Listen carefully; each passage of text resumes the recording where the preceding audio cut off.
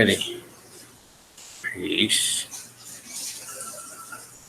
Just getting everything set up.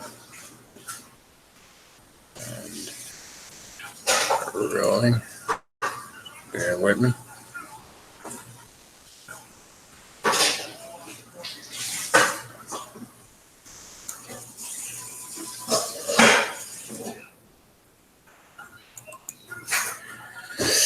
All right. Give it a minute, just wait for some people to come in and we're going to start.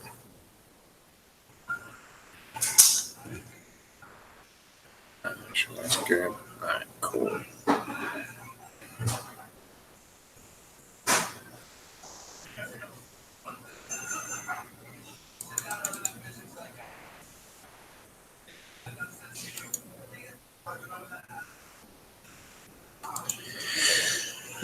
All right, people. We get things. Peace, brother Jack. Yo, Jack, I'm tired, brother. I'm tired. Last night, brother. Tired. Brother ain't getting no sleep. All right. I'm just checking everything, people, to make sure everything cool. Cool.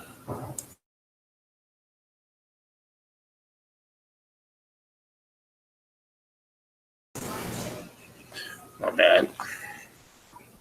Sorry about that. Little pop in and out. My bad. All right.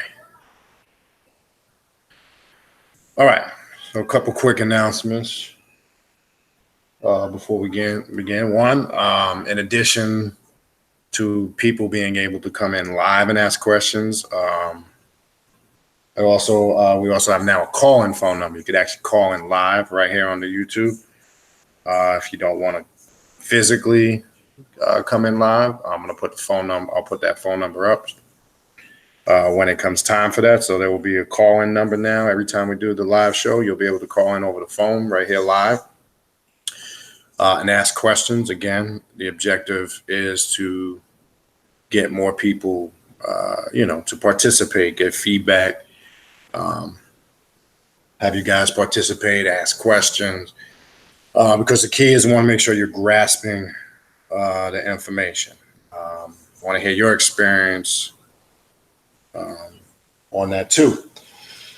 All right, so let me do the announcements first, and then I'll kind of get into some stuff that I kind of going to flow with it tonight. Not going to really use any books or nothing like that.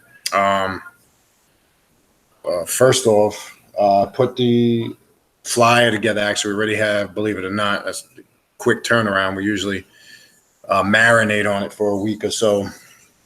But we're clear on what we're going to do for the next ritual. I put the flyer out actually today. Let's see everything.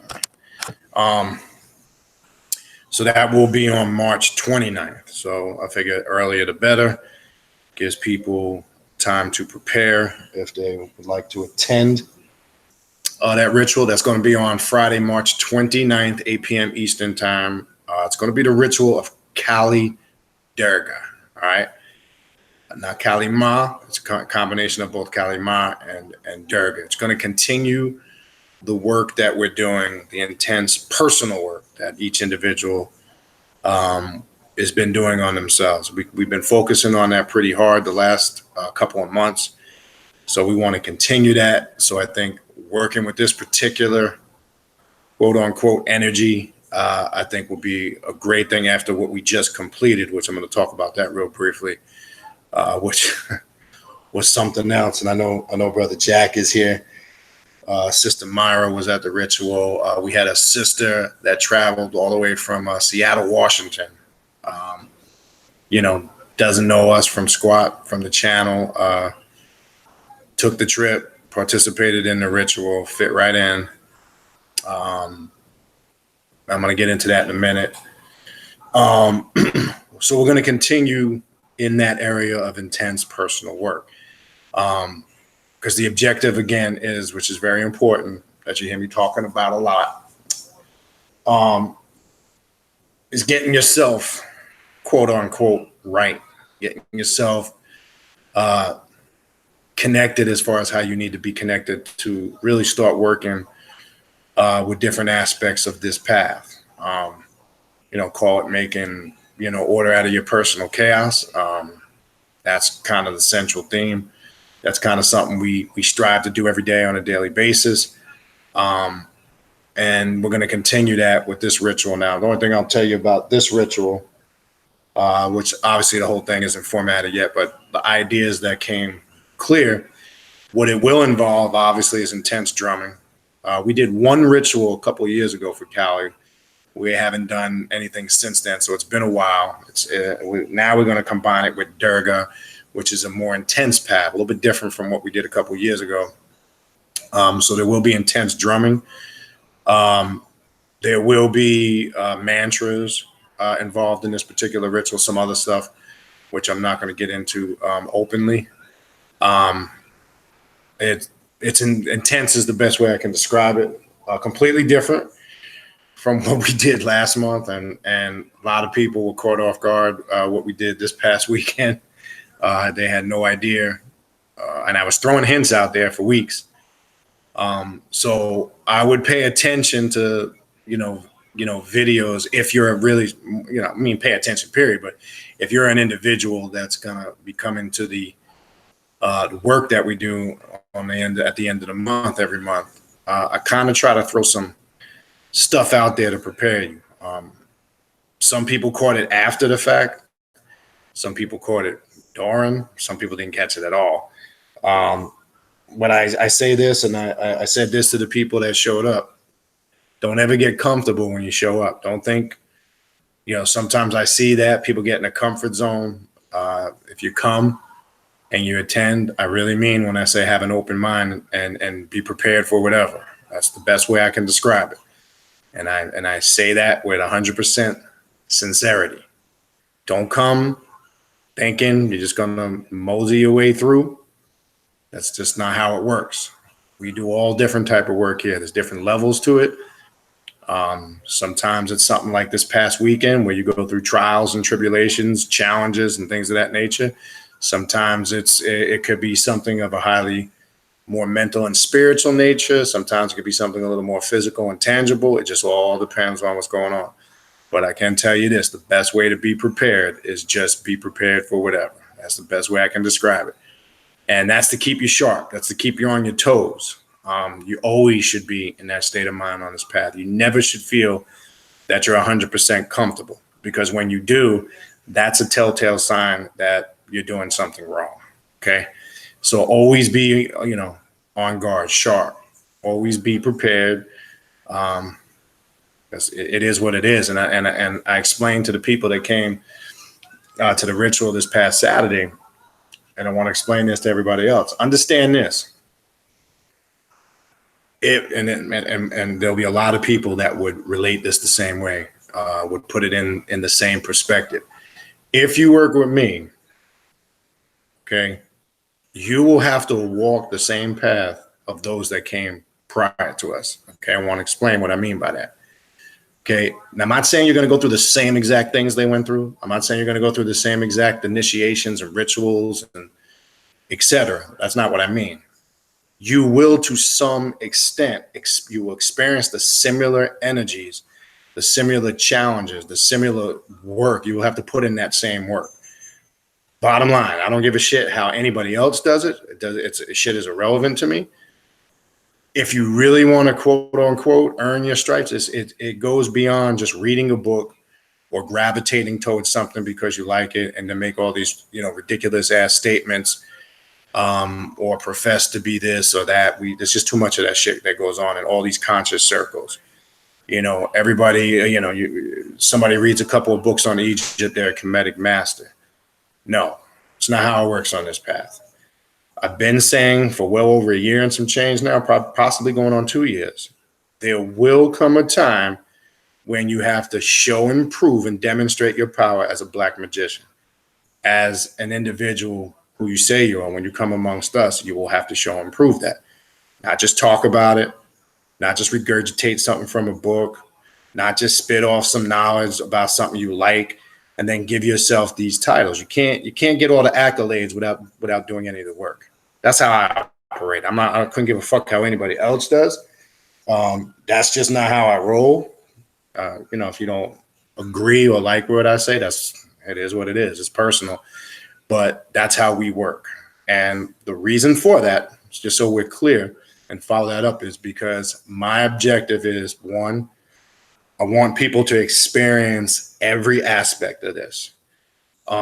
It's the working together as a group once a month is one way to give that experience to a certain degree. Of course, you're going to have to do your own personal intense work, no doubt, but it helps more so than you might realize if you have an experience coming together collectively as a group.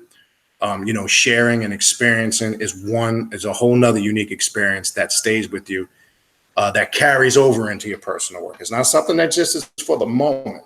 And for those that did the Sith ritual this weekend, you know now what it's like to be in the darkness, okay? You know now what it's like to find your way.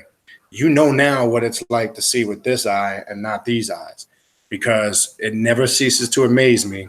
It's always the ones that are so dark, so intense, and all they do is talk about how dark and dreary they are and how they're on the left-hand path. Those are usually the ones that break quicker than any of the other ones. Okay? This is a fact, because I've mentioned this many times before. Put somebody in the darkness by themselves and add an element to it, have them blindfolded. It changes the whole thing. Have them find their own way. Put them through trials and tribulations. That's how you understand, one, what darkness is, what chaos is, and what aspect of yourself you have to tap into to see your way through it.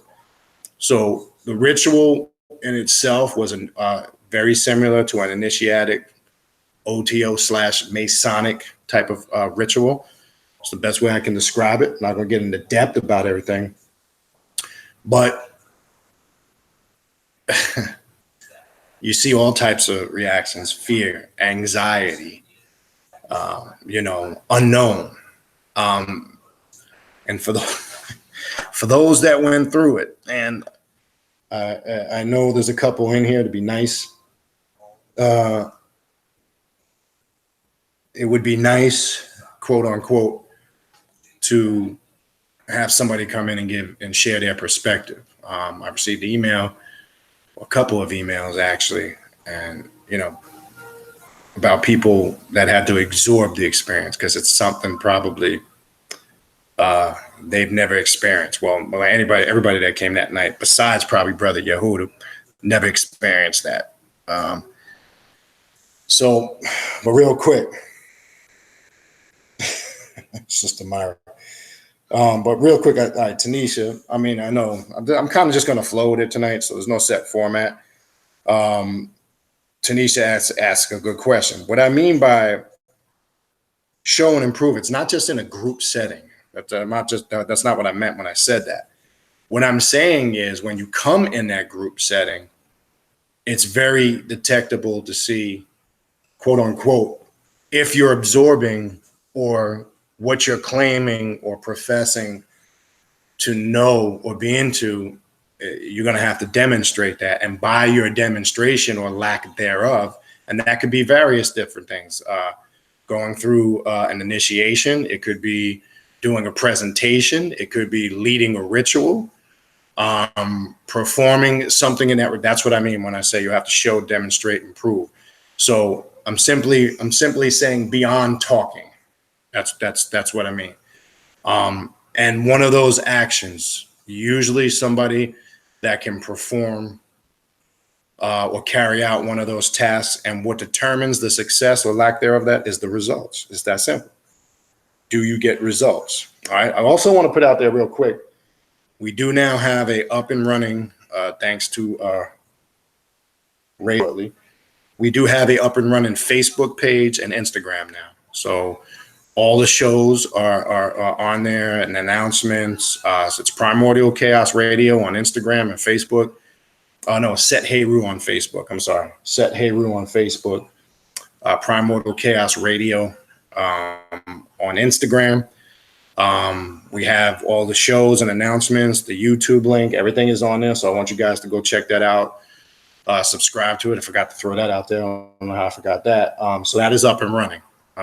People have been asking me for a long time to get something connected. I had one a couple of years ago. I just got irritated with it because I just didn't had the time to upkeep it, but I got some help now.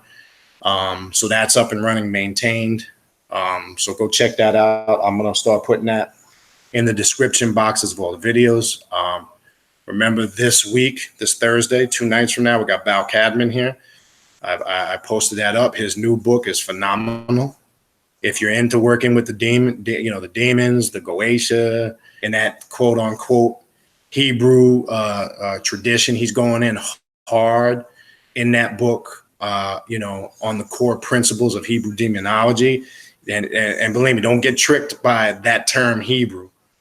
He's taking it back to the ancient Hebrew mysticism. He's giving you a breakdown of the names of these demons, how to summon them, conjure them. He's got rituals at the end of the book.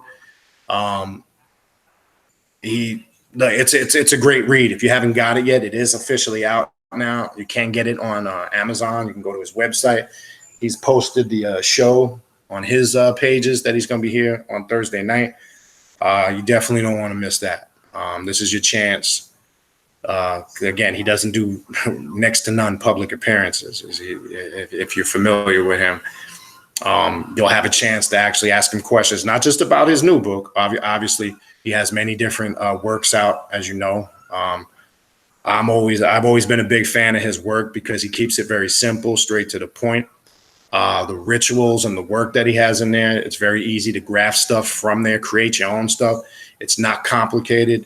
He's got that mentality, less is more, and that's how I work. I believe in that, less is more, and sometimes that is more powerful. But you'll be able to ask him, and I know a lot of our the viewers here read his work, so you'll be able to ask him questions on some of his work, especially his new book that he just released. So we'll have him here on Thursday night. You definitely don't want to miss that. So hopefully majority of you can get here. I'll put the link out. But that'll be upcoming on Thursday. Then the following week, just a quick reminder, the following week, we are going to have the sister, and again, everything, community page on YouTube. Everything I'm saying is posted on Primordial Chaos Radio on Facebook. Primordial, I got to get this straight. It's new, so bear with me. I'm sorry, Primordial Chaos Radio on Instagram and Set Heru on Facebook. Okay. So everything that I'm saying is posted on all of these platforms now. And then I want to address, I'm getting a lot of already since the page been up, people contacting for personal spiritual work. And I want to put this out there. Outside of readings and consultation, I do root work. I do personal work. I'm a little selective on doing that. I have been working with people with that now for a couple of years because I know some people are sending emails. The process is I need to have a brief conversation with you. It depends on, I don't talk about a lot of that stuff openly on the air because I know some people do. They like to run their mouth.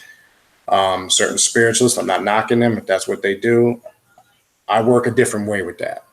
Whether it's spell work, hex work, it just all depends. I'm not going to get openly in that, so don't ask questions in an open forum about that. Results speak for itself. That deals with a lot of witchcraft, sorcery, dark magic, or black magic. If you understand what that type of work is involved, and I'm going to speak in just phrases because again, I'm very selective, and I want to be clear how I convey that, because you get, unfortunately, you get some crazies that contact you. It's not an easy field or area to work in. You got to be very select, in my opinion. Now, some people they'll take any job and do it. They don't give a fuck. That's not the way I work. So there's a process. So long story short,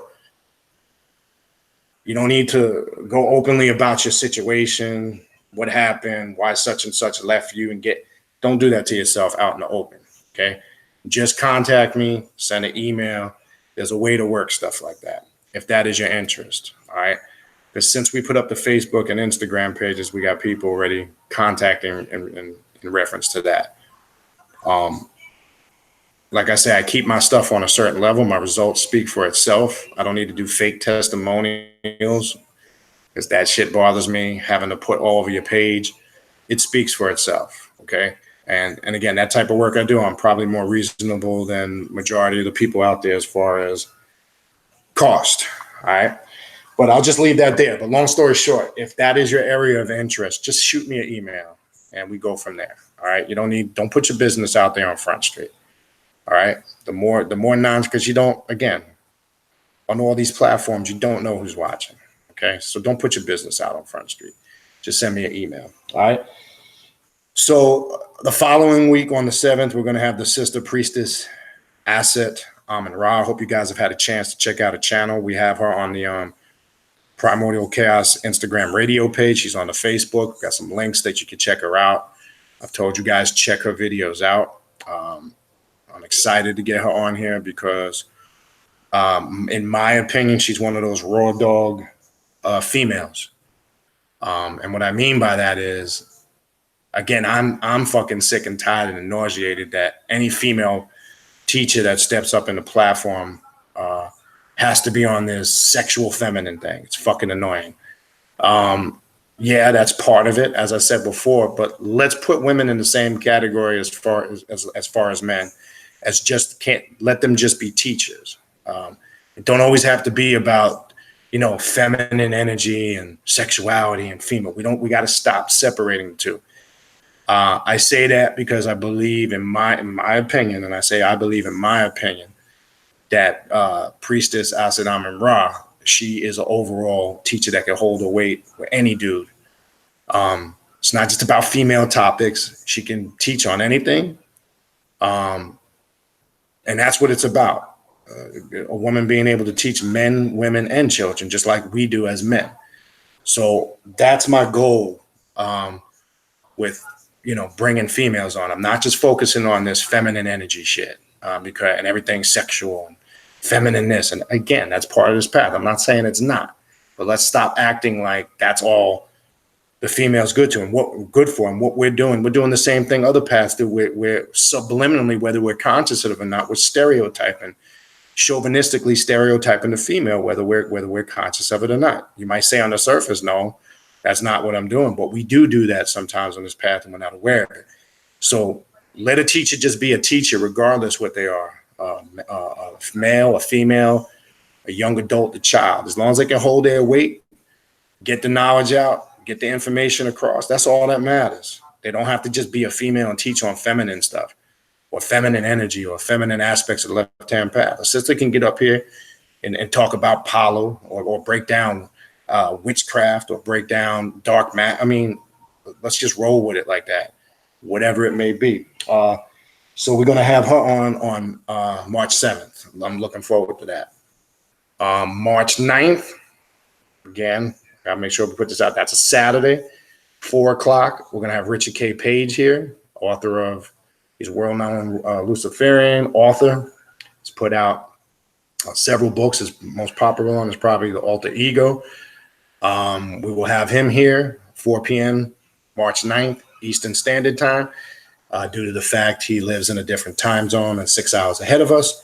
Don't miss that show. We plan on having him here periodically, and that's going to be on the 9th. The following week, on the 14th, Bokor Rodney Coleman will be back on the show. We'll be going over voodoo, dark magic, doing work with the spirits of the dead, graveyard work. There's a couple of things we had tossed up in there. We're going to be flipping around on that show. And as always, Bokor Rodney Coleman's always happy to be here. He's always a great guest. He's always got a great attitude. His energy. He's a really good dude. Check out his videos. Check out his work. The 21st, and I'm waiting for her to get me a topic. She keeps bullshitting if she's in here. We're going to have Sister Oni on here on the 21st. And, it's not that just her thing is Ifa or Ifa only, but that's, she deals with a lot of the West African spiritual systems. Those that know her, I've had the chance to actually link up with her when I was in New York. So we'll get her on here on the 21st as soon as she shoots me a topic. We have put it out there. We have posted it, but we'll figure out what the topic is. That'll be on the 21st. Dr. Bynum will be back in April. He's actually getting ready to hit the road and travel for a while. He's pretty much going to be gone for the month of March. He will be back April 18th. So mark your calendar for that. We will continue our discussion with him on April 18th. So he'll be back here. You'll get an opportunity for those that we couldn't get to your questions when he was here last week. Got a lot of positive feedback about that show. As always, Dr. Bynum, great guest. I know he's laid back. He's not 100% left-hand path, and let me put that out there. As I said before, I believe his knowledge is neutral and can be adjusted to any area of spirituality.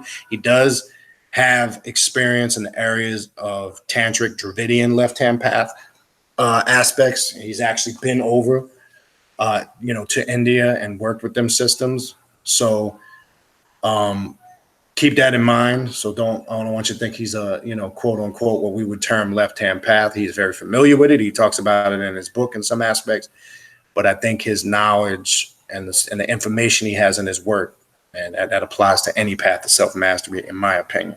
All right.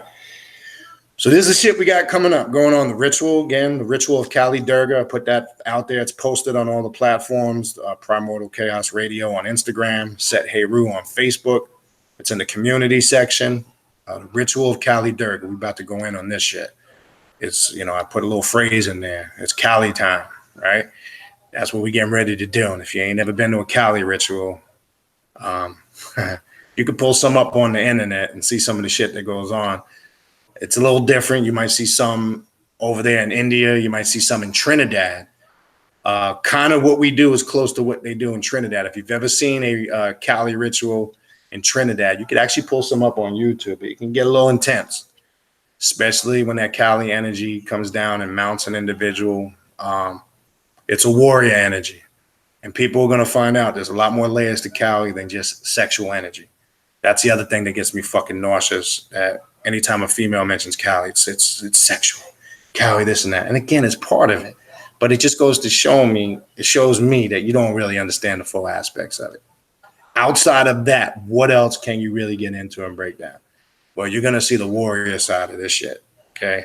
The intense war that comes with a tornado wave of destruction. But after that destruction comes regeneration and renewal follow. That's what the ritual is about. It's dealing with personal and internal work. All right. So we got all this stuff going on in the next couple of weeks. Again, the Facebook and the Instagram is up. Check those platforms out. And we try to keep people posted. We're trying to take this thing to another level. There will be a portion shortly where you'll be able to call in. We do have a phone number here now for the YouTube channel where you can call right here live. You can call in on the phone, or if you would like to come in live, I can send the link to your email like we've been doing the last couple of weeks, and you can actually come in live and be heard. If you are interested in that, let me know when the time comes. Just type in the chat you want to come in, personally live. Or when I put the phone number up, feel free to call in. And if you want to ask your question over the phone, that's fine too. All right, so the topic I kind of want to get into, the fragments of your personal daemon. A brother sent me an email the other day, and I emailed him back a couple hours ago. So I told him I would answer this particular question on the air because I thought it was pertinent to what we were going to talk about tonight. So I thought I would just briefly read his email. And I told him to watch. Not sure if he's here now or he's going to catch the upload later. But he sent me a very good question in this email. So I'm going to read his email. And I'm going to tie it into what is this concept? What's the title of the video mean? What do I mean when I say the personal, the fragments of your personal daemon? All right. Well, let me pull up his email. I don't know if the brother's here. His name is Ta Maus. Sent this yesterday. So I want to read it. It's not a long email. I just thought this was a great question. It's good to see somebody's perspective. In my opinion, I'm in accordance with how he describes it. But let me read the email. He says, yo, what's up, bro? Love your videos. Appreciate that. I just have a question for you. I was reading about Lucifer, Satan, and Set. Keep that in mind now. Lucifer, Satan, and Set. You're going to understand. Notice, you'll see when we're somebody that understands character types or archetypes. Watch this. And I'm trying to understand the difference between them. And while doing this, I noticed that Set seems to represent Satan more than Lucifer. And he is absolutely correct. And we're going to talk about that. It's not the same thing. Again, I've said that in many videos. Do not confuse Lucifer with quote unquote Satan, or what we might know another title, or the Prince of Darkness. And I'll explain what I mean by that. I see a lot of people on the left-hand path that say Set is Lucifer, but Lucifer is an angel that represents wisdom, growth, and reaching our full potential. And I've always presented that the light bearer, right? It's one of the many different attributes of what we call the Prince of Darkness, right? Not actual. Now we deal with what one would know on the surface level as Satan, the adversary. That is a more intense path. Well, let me read the email and we'll talk a little bit about this, because it's perfect in understanding the fragments of your personal demon, because this all branches out. Some people look at the personal demon literally as a literal entity. I wouldn't look at it like that, and I'll explain why I'm talking about that. And I use the word entity because I see people sometimes conceptualizing it, and I'll explain what I'm talking about. All right. Okay, so he goes on to say that Lucifer didn't become Satan until he was kicked out of the kingdom. Right? He's talking about the biblical story when he was cast out. Because remember, when he was part of that circle, as this person is describing in the email, they represented that intellect, that light. But they had to take on the form of the adversary when they were forced or put into a situation where they had to, respond. And again, pay attention to this. Now, when you look at Set, he is the god of chaos and disorder, right? And he says he's the god of the desert, or the god of storms, the god of chaos, many different attributes, because Set embodies that energy. Lucifer don't. So this is a great analogy that this person is able to differentiate, because it's true. When you look at it and you look at the attributes of Satan, or in this case, Set, it's not the same as Lucifer. There's no way anybody can say that is the same thing, because one represents that raw, chaotic energy, that destructive force. That one of the titles, the God of Storms, right? Storms can bring, violent change. That's what Set does. That's what Set brings. It brings it to a whole nother level. It also ties into Apep and chaos, right? Because Apep represents that chaotic energy. We've talked about that so many times over the years. And Set is the aspect of ourselves that are able to make or keep that Apep or chaos in line with our personal work, how we make order out of it, because everybody's Apep or chaos is different. So Set is the manifestation, or they say Apep is another manifestation of Set. And that's why Set was able to keep Apep at bay, because he recognized that aspect of himself. He recognized it as another aspect of self. Therefore, Ra failed at it, and all those prior who didn't understand what Apep represented, they were trying to kill and destroy it. Whereas Set's approach was, no, that's part of our existence. That's part of the cycle of life. You can't completely destroy chaos. There's no such thing, because it's energy. It's making order out of the chaos. So that's why you see the symbol of the story, how he's able to keep Apep at bay. And I always refer to the movie that came out a couple of years ago, The Gods of Egypt. They tried to show you that. I know it was a little gimmicky and entertaining. It was a little cornball. Some of the movie was all right. But Sister Oni, I see you here. I just let them know you're going to be on in a few weeks. I need that damn title. Stop bullshitting. All right? Let me stop playing. So that's what, Set and the Apep thing represented. But in the movie, it was a little gimmicky, but they show you that. And I thought the scene was funny where, Set comes to his father, Ra, and says, this is what you do. This is what you waste your time doing.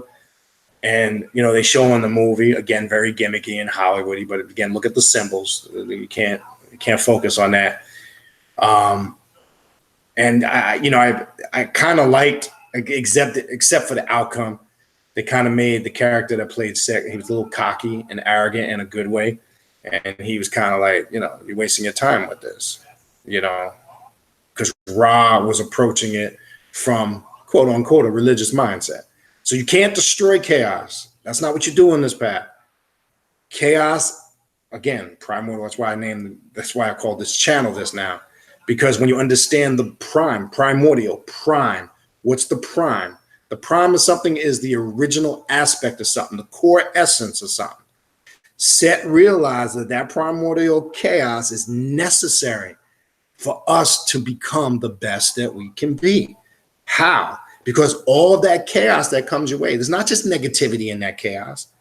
See, if you approach it like that, that's when you can't make order out of it, and it engulfs you and you get consumed by the chaos. Those are those that have no control over their chaos, and they become victims to their own circumstances, as opposed to those who are aware of it and can make utilization out of that personal chaos, right? All right, so let me continue with the email. All right. Now, when you look at Set, he's the god of chaos, disorder, and the underworld, just like Satan. Satan resides in the underworld, not Lucifer. That is another valid point. I just want to know, am I misunderstanding something? I don't want to be walking around with false information. But once again, bro, I love the videos. Have a good day. So excellent email. And I would say, and I would assume, I don't want to jump the gun. I would assume based on the language of the email, you are a brother. Hopefully I didn't fuck that up. And maybe I'm jumping the gun because you say, yo, what's up, bro? Females can say that too. But we'll just, I think that's an excellent email, because there is a difference. And I keep telling people, this is how you approach and understand archetypes. They represent their character types. They represent different things. And how many times have you heard me say in videos over the years, people confuse Satan, Lucifer, Azazel, Set, as if it's all the same thing. There's a connection there, as you saw, and this brother connected it. But what it's actually showing you are different aspects of the same thing. And I always use the term for an example in Islam, right? You have the 99 attributes of Allah, subhanahu wa ta'ala, they say, the Most High, right? The Supreme. So what they do is they take this quote name, quote unquote, of the Creator, and they give it all 99 different attributes: the wise, the supreme, the avenger, the destroyer, Al-Khaliq, the creator, all these different titles. So what it's doing is describing aspects or characteristics, quote unquote, I'm just using this as an example, of this being that's able to carry out these particular things. It's no different when we look at as this brother described in the email. And I think it's a great, in my opinion, again, I'm not telling people how to look at it or not, that's personal, but you should have the basics. So again, to piggyback earlier, for an example, to what Tanisha asked earlier, that would be one way of quote unquote showing or proving. Maybe demonstration would be the actual act, but showing and proving your wisdom on certain information, right? That would be the show prove method. The demonstration would be, let's say you would have to carry out a magical act, or you would have to go through a particular ritual or an event. That would be the actual demonstration. So I want to make that clear. You have to, at some point, I don't give a fuck what anybody says. You don't have to agree with it or not. I couldn't give two shits. You will have to walk the path that those who came before us walked, that were on this path. I don't give a shit. You may not think so. And if you don't, you'll just be the book occultist. You'll just be the book left-hand path person. If you're really sincere and your goal is to master this shit, you will have to. Trust me when I tell you. Not a matter of if, it's when. And when you're confronted with it, will you be up for the challenge? Will you carry it out, or will you just find some reason to say, oh, I don't need that. I don't have to do that because I'm a self-proclaimed guru, but you ain't got no body or work to back it up. That's the difference. And as I've said in many videos over the last couple of years, you can moose your way through any other path but this one. See, you can be comedic, or you could be on in certain. I'm saying certain aspects of IFA.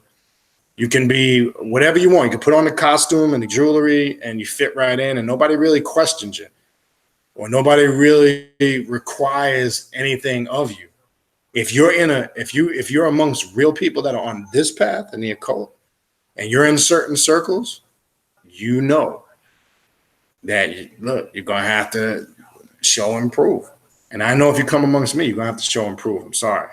It doesn't impress me.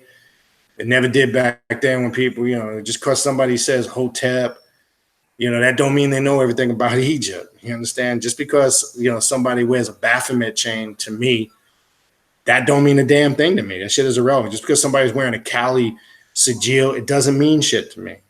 Because if we start taking shit for face value, that's the difference with this path and those other paths. We're trying to eliminate all that shit. We're trying to eliminate the fronters, the fakers, those that want to be part of the club. I'm going to be honest with you. There's some people that are on this path. It's like fucking church to them. It's like a cult church to them. It's a social fucking club. It's a hangout. You know what I mean? It's just another form of church to them. Now, they're not conscious of it, but it is. I see it in certain circles. That's not what we're doing here, people. What we're doing here is trying to get people aware of tools that have always been there, but we've been sidetracked with so much indoctrination and bullshit over the years. That's what makes us different. And when I say us, I'm talking about people that lay claim to being on this path. We're not the norm. We're not your regular breed. We're not conformists. We don't do everything because everybody else is doing it. That's the last fucking thing on my mind. I couldn't give a shit what anybody is doing or not doing. First and foremost, what I'm concerned with is what I'm doing, because you can't worry about everybody else or be concerned about what everybody thinks about you and what you're doing if your shit ain't in order. That's step one. You can't bypass that step. That's what I mean when I said a minute ago, I still see this sometimes being church, because I still feel there's certain people trying to portray an image that they want people to see them as. And all they're doing is creating that barrier. They're making that wall that cuts them off even stronger. That's not what this is about. So that's what I meant when I said a minute ago. I don't give a fuck if you wear a Baphomet chain and you like to profess to everybody how dark and gloomy you are, or how much you like to be, in the cemetery, or whatever the fuck it is, or how much you work with this particular archetype, or I work with Satan all the time. Look, that's great, but let your actions and your natural energy and the way you carry yourself, let that speak for itself. Because to me, somebody that's got to talk about it and profess it all the time is showing me it's really a lack thereof. It's usually the reverse. It's never what they're saying on the surface. All right. So this is important to understand. All right. So having gotten that out of the way, I appreciate that brother's email. I thought it was a really good perspective. And so I would like to say to you, in my opinion, and I'm sure most people would agree, I think you are looking at it correctly. You're not looking at it wrong. I think you're able to differentiate and distinguish between those energies. And there's one thing I always say on this path: this is about all energy is productive, right? There's no such thing as good or bad, positive or negative. That's religious bullshit.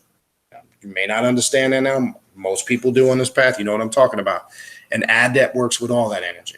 It's just knowing when to work with destructive energy, when to work with intense energy, when to work with more healing, harmonizing type of energy, when to work with intellectual energy, right? That's what archetype energy is. We understand that as magicians and adepts, when we're doing our work, we're skilled and educated on what energy we should activate for the particular work that we're doing. So for an example, this month, Kali Durga on March 29th. It's a destructive warrior energy of Kali, more intense, violent, and destructive than you ever seen, but needed for the individual that's doing intense personal work on themselves, trying to get their shit right, trying to remove their blockages, their traumas, their psychological hangups. and it brings it all out, and it brings it to the forefront where the individual can confront it. That's what Kali does. Kali whoops that ass straight up. It's like getting a beat down, right? Remember the universal beat downs back in the day? The jolly stomps. Well, Kali jolly stomps your ass into oblivion. And then once all the bullshit, all that excess layered bullshit that's been compounding you and causing trauma is removed, then you're opened up and receptive, to all energy. That's how Kali Durga works, if you've worked with it. And I did a video a month or so ago, maybe 2 months ago, I don't remember, showing that. I kind of went in. If you missed that video, I'd go back and watch it when you get a chance. And it was clear as day when I was sitting and contemplating, and we were discussing it, and what's the next work we should do. Boom, came right through. That's how Kali works. And let me say this. Somebody had brought up, I'm not going to say who. Somebody had brought up, as a matter of fact, we had Sister Yvette actually was here visiting. Some of y'all might know her from the room. We were able to, myself, Brother Jack, we were able to catch up with her last night. But understand this when you work with Kali. Sometimes you do work with Kali and you don't get the results, and shit can go chaotic and wrong. That's usually because it's bringing your attention to something else that's more important. All right. You might be doing work with Kali, let's say in this case, finances, and your shit tanks out even worse. You better look at something that's immediately around you, because it's taking your attention from that and trying to show you something else. So when we say this literally turns your world upside down sometimes when you activate this energy, you've heard me say that for many years now. It brings the change you need, and we confuse the change we need with the change we want, because we're focused on the wants. Some of us are not disciplined enough to decipher what our needs and wants should be. Well, it's really easy, people. If you want to sit down, you can make your own personal checklist. Write down everything you think you need. And I say think you need, because you're going to find out. After you put everything down on paper in your mind that you think you need, take a minute, stop, go through each one by one, and then reflect on each one and say, is this a ultimate necessity, need right now? Must I absolutely have this? And if you can't answer yes, then it's a want. Put that to the right side of your column. Do that with your whole list. And here's a little solution of how you can make your life simpler. Doesn't mean you can't obtain those things. What I'm saying is, once you separate the wants from the needs, okay, focus on the need list first. Once you knock that out and you're successful and you accomplish it, I guarantee you it'll be easy from that point to obtain the wants. Okay? It could be, I'll give you an example. You could be struggling financially because you're trying to obtain, let's say, a car that you really know you can't afford. Is that a want or a need? It's a want. Maybe it's a want you can't afford right now. That goes in the want column. Maybe you're not really spending enough time with your kids, and it's affecting your relationship with them and their relationship with you. That would be something you need to, fix immediately or work on. That would go in the need column. Just giving you basic examples. This is little simple methods one can use to get their life in order, because you're going to find out, if you really sit down and take the time to create this list that I'm telling you, you will find out, I guarantee you, 60 to 80% of what you're chasing are wants and they're not needs. Trust me when I tell you. All right. This is another technique we use when we do personal work on ourselves, self-mastery, understanding wants and needs. People don't understand it. They confuse the two. And I'm trying to tell you, you're going to find out we make our life more complicated because we're chasing wants. All right. So the fragments of your personal daemon, right? Everything I'm kind of talking about now connects to it. And I'm going to show you how. All right. Yes. For an example, if you've read the Black Ship book, that's one book I've referred to many times. There's many books out there. The Necrominion by Michael W. Ford uses the Greek terminology for it also, the full Agatha demon. It's not really a difference. We understand the wording of it. Again, as I've been telling people now for a while, we got to really start getting into the etymology of words, because that plays a lot of fuckery and tricks on our mind. Because a lot of people don't take time to understand the etymology of words. So for those that might be new, briefly, that never, or so you might stumble across this video later when it posts, let me say this. Understand the etymology and origin of that word. And don't confuse Daemon with Demon. They're different things. They're interchangeable. They're sometimes used as the same thing. And that's going to happen. They are the same but different. And let me explain. And again, what I'm saying, you can pull up on basic resource sites on the internet, such as Wikipedia or whatever, for anything, you'll see it. If you put in the word Daimon, Daemon, which is a Greek word, and the Greeks use that word daemon to describe their higher self, the real them. This is where you get this term from. So they believed that there was this superior inner being, higher intelligence that all individuals have, but never really tap into the full potential of it. All right. So let's get that basic understanding. Now, as I've mentioned before in previous videos, the word demon that we're familiar with modern day via religions, Demons, kind of got a bad name or a bad description, because until that word doesn't come along till the three major monotheistic religions, especially Hebrew. Matter of fact, in Bal Cabin's book, he breaks down, he's going to get into all that if you don't have that new book. But I've talked about this for a while now. That word got ostracized via monotheism because it got the description, and then in English, the spelling got changed.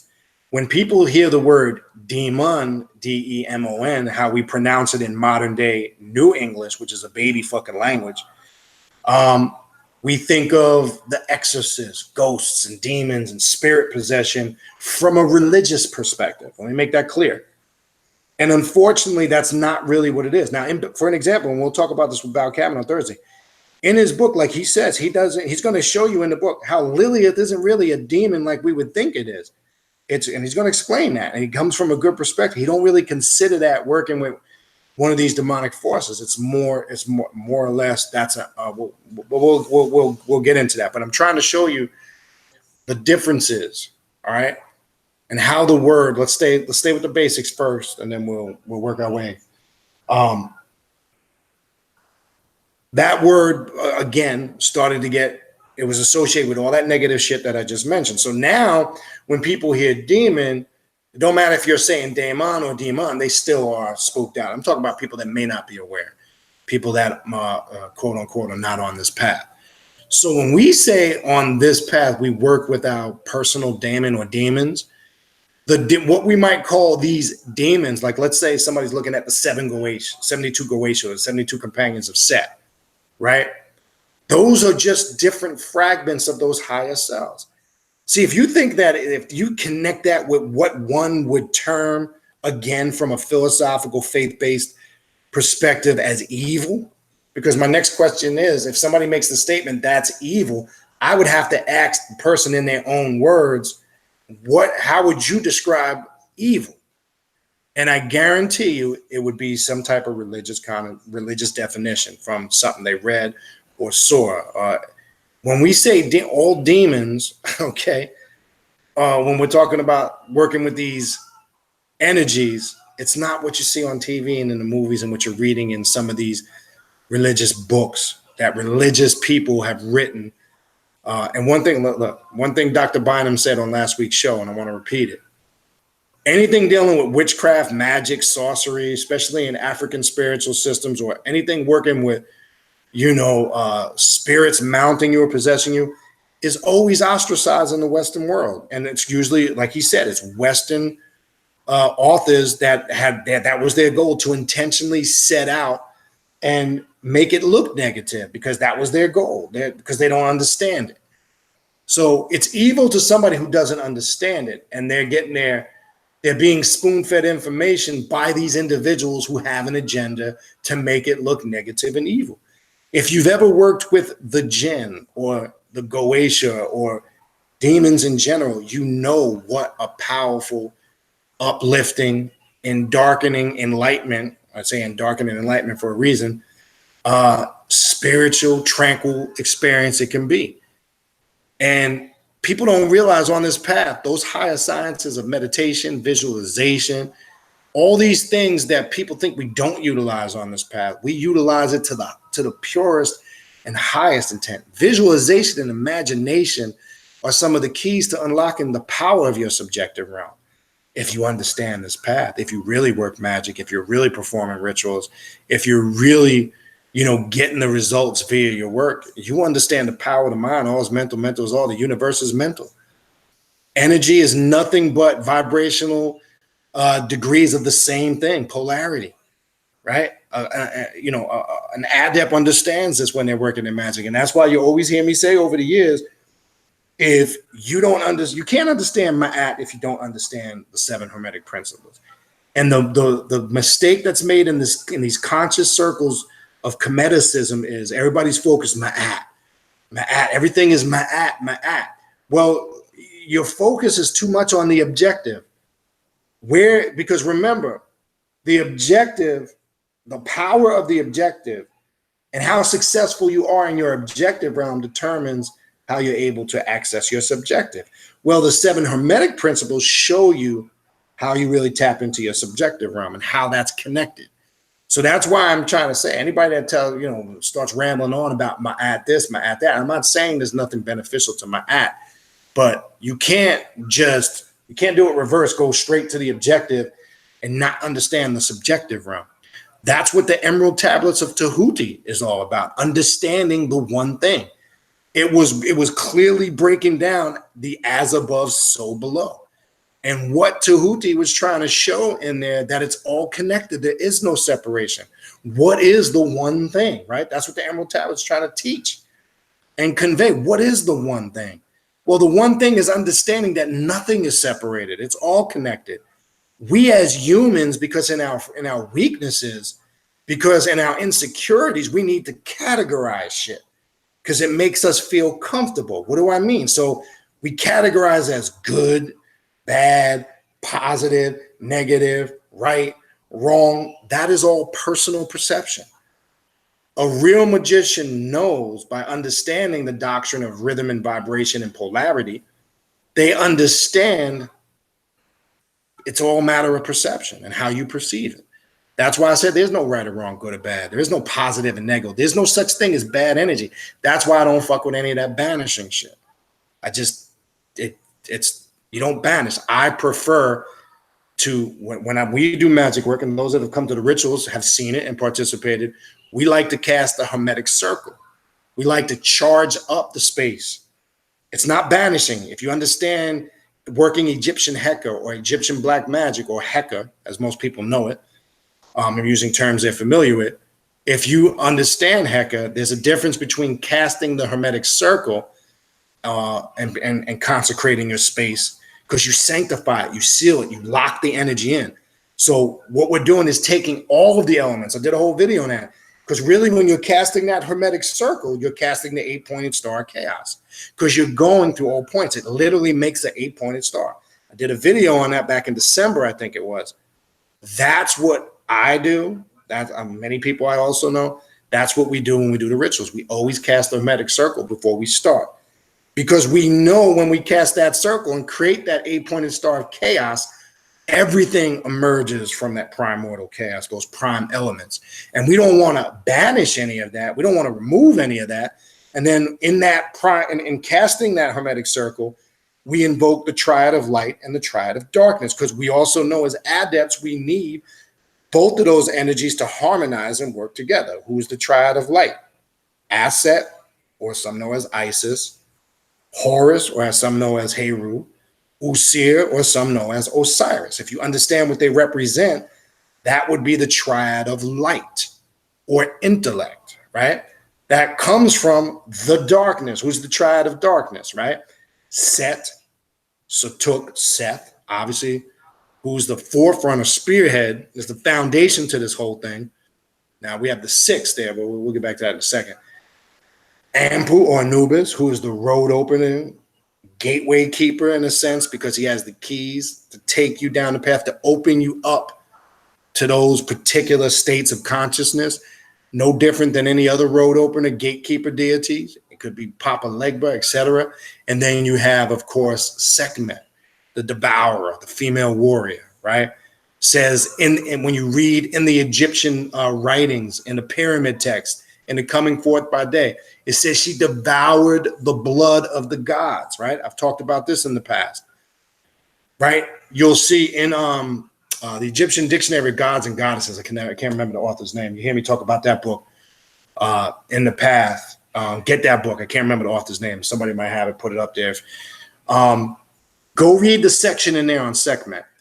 And he quotes the actual text where before the pharaohs and the different Egyptian armies would go in battle, they would invoke the Lady of the Sky, Sekhmet, because she was a warrior energy. She devoured. It says, does it literally mean she drank the blood of the gods? No, she was an energy absorber. She was a dominant. She was a warrior. She was fierce. Remember, she led in the story of the 72 companions of Set. Remember, she also has the Pekibet knife, right? If you see some statues of Sekhmet, you see the knife.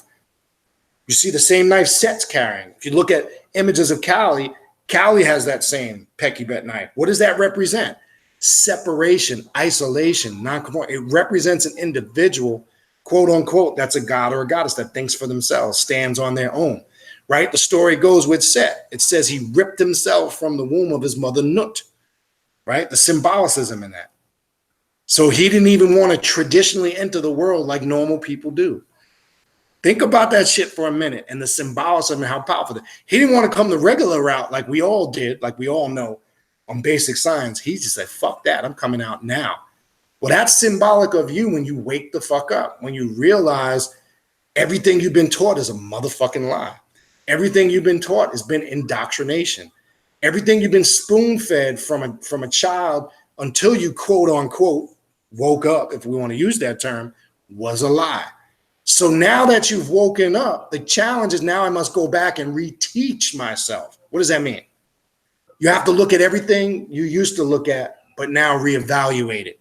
That's where the reality check comes in.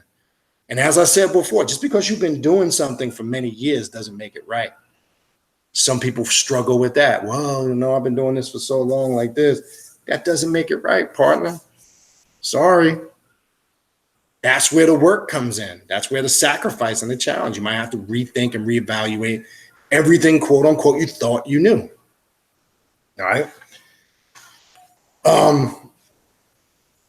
So when we look at all this, and like I said, that's why I don't deal with that banishing shit. You're dealing with that primordial chaos when you are casting that hermetic circle and you're combining the energies. Now, this all to say when we were talking about the word demon, so let me back up before I forget, because we're talking about, again, the fragments of your personal demon. Well, what are those fragments? Let's talk a little bit about that now, all right? And let's branch this out a bit. I was referring to the Black Ship book, and I know it kind of took me other places, and I kind of went, you know me, when I start talking and getting to certain areas, I just start going on a fucking tangent. The Black Ship shows you how to make connection with your personal demon. What we have to be careful of, though, is sometimes I said earlier, we conceptualize it in the sense that we kind of make it external. We kind of make it like it's a particular deity, or maybe what we know in the main sense of what we know as a deity. I don't want you to do that. You should also understand it is an archetype in the sense that it represents so many different things. And you express those fragments via these different paths. Like if you're working with spirits or demons, when you make these connections, if you're working, let's per se that path, say you're working with the aspect of Lucifer, all this is your higher self. Remember, it represents a concept. And the concept is the real you, the higher self, the higher intelligent you, right? Now, you can give it shape and form if you're using the system of demonology. And you know, you can get into the Pandemonium Mandala, the black sun, bringing forth that demonic energy from the, and that's a great thing. And that's something I've done and work with to connect with my personal daemon. But what it does is activate a certain energy or aspect of yourself, which the word daemon, which is the real you, the highly intelligent aspect of you, the godlike or god or goddess aspect of yourself if you're a female. That's all you're really saying when you're saying that. But let's not conceptualize it and act as if it's one quote unquote thing. There's many, I use the term fragments because there's many different pieces to this puzzle. And that's reflected in the many different paths you work, because that's facilitating and working through you when you feel the connection to work a particular path. If you feel like working with Lucifer, or if you feel like working with vampirism, or you feel like working Egyptian Heka, right? This is all manifestations of your higher self emerging forward, guiding you and showing you what you need currently at the moment. That's why, again, I'm gonna connect a lot of this. There's a method to my fucking madness. That's why I did a video about being versatile on this path. That's how you know you are tapped into your personal daemon, when you are versatile and fluent. I said, when you start getting stuck like Chuck on one particular thing, or you start noticing yourself consistently doing the same thing, there's something disconnected there. That's why you won't ever see me stay, I'll be off and on, but you won't see me be exclusive to anything in particular. There's a reason for that. One day I might feel like doing this. The next day I might feel like that. Today I feel like wearing a 5% Gods and Earth pendant because I'm feeling that energy. You understand? That's what being connected to the fragments of your personal daemon represents. It's a term that I use to describe an individual that's locked into their higher self. But when you just wake up and say, I'm going to be exclusively Luciferian, or exclusively vampire, or I'm going to be exclusively comedic, or whatever the fuck it is, that's when you know you're not fully connected or accessing the power of your personal daemon, your higher self. That's where the conformist part of your nature or aspect of your subconscious comes in. And that's why I say you got to be versatile on this path. If you look, even when we're doing the work down here, you see on a month-to-month basis, the ritual that we do once a month, you see how vast it changes. We just did some Sith shit. Now we fucking with Kali. Before that, we were doing chakra work with Luciferian energy. Prior to that, we were doing some shit with Papa Legba and working with voodoo. I could be here all night. If you go look at the history, and I know there's some of you in here that have been there, you know what the fuck I'm talking about. So it's just like, that's what I meant earlier when I was saying, you never know what to expect, right? And this ritual we're getting ready to do, like I said, it's going to involve a lot of drumming. It's going to involve a lot of intense mantras. It's going to involve some other stuff I'm not going to talk about here openly. And you see it all the time. I see people experience a wide range of emotions, and it's a beautiful thing. Happiness, joy. I watch people completely break down and cry and get emotional, and there's nothing wrong with that. It goes to show that they accessed a certain aspect of the energy in their psyche. Because sometimes I've seen in rituals where a lot of trauma and emotion comes out, and sometimes it takes that vibrational frequency, that energy, and the work of that particular ritual, it brings it to the surface, and they sometimes can be overcome with emotion. And that's a great thing. It's not a sign of weakness. It doesn't show that there's anything wrong with you. It shows that you're locked in, that you've become aware. You see this. It's a beautiful thing. This, again, which was a question that Tanisha had asked earlier, would be an aspect of showing, proving, demonstrating. It's not just about reading a book. It's not just about sounding heavy and regurgitating and spitting information that makes you look good. That's great. Unfortunately, we got a lot of that in these quote unquote conscious circles in general, right? Like I said, to me, I gave that shit up years ago. That doesn't impress me. And I've run into every nuthead you can imagine. And I'm sure there's probably some I haven't. But you see some shit over 25 plus year period. You see some shit. I've seen, I'd be here telling you some funny fucking stories. I could do a whole show. I could do a 2-3 day show on that. All right. So these are different fragments, okay, of your personal demon. We have to understand how versatile it is. Some might call it personalities. Now, I want to connect this to two other things, and then we're going to open it up for some questions. I'm going to put the phone number in if you want to call in. If you would like to come into the chat live, let me know. Type in, and I'll send you the link to your email. You can come in. Let's connect it to two final things I kind of want to run through. We talk about inner voices or advisors. This is important because now we have to understand, how do we make sense of all this? Because there are all these different systems, all these messages and communications we get. We also liken it to different personalities that exist within our DNA, right? This is all fragments of your personal daemon. Now you have to factor in the ancestral bloodline connection. And I'm saying that because if you've read the Black Ship book, there's an important connection that the author connects ancestral worship with your personal daemon. It's very important. And those that have worked with me from the online classes last summer to the present, you know the formula I use. You know the foundation. I always approach it in them sets. It's like building a house. If you work with this aspect, if you start dealing with the foundation of your DNA and your bloodline, that's what I mean when I say ancestors. I'm not talking about worshiping your ancestors, praying to them. Now that we're back to religion, that's not what I mean. You are them, they are you. You can't pray to your own blood. That's fucking stupidity. There's a difference between propitating, and showing reverence and honor as opposed to worshiping or praying. Because again, who are you praying to? What are you praying to? Again, you are them, they are you. When you're showing reverence and honor and you're propitating them, you're acknowledging the greatness of yourself, right? And those are energies, personalities, or spirits that work and move through your DNA. They're in your blood. They're part of your personality. They shape the way you think. They shape your likes and dislikes, your foods, certain foods, things that you're attracted to, certain type of person you're attracted to sexually. Description, we all have our likes and this. Where does this come from? Well, this comes from, this is the root. This is the foundation. It starts there.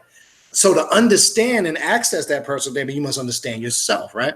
What does it say above the temple in Heliopolis, right? Know thyself and thou shalt know the gods. Well, if you don't know yourself, you ain't going to know the gods. Goddesses, if you want to say, whatever the fuck you want to say. So this is how you understand the vastness of your personal daemon.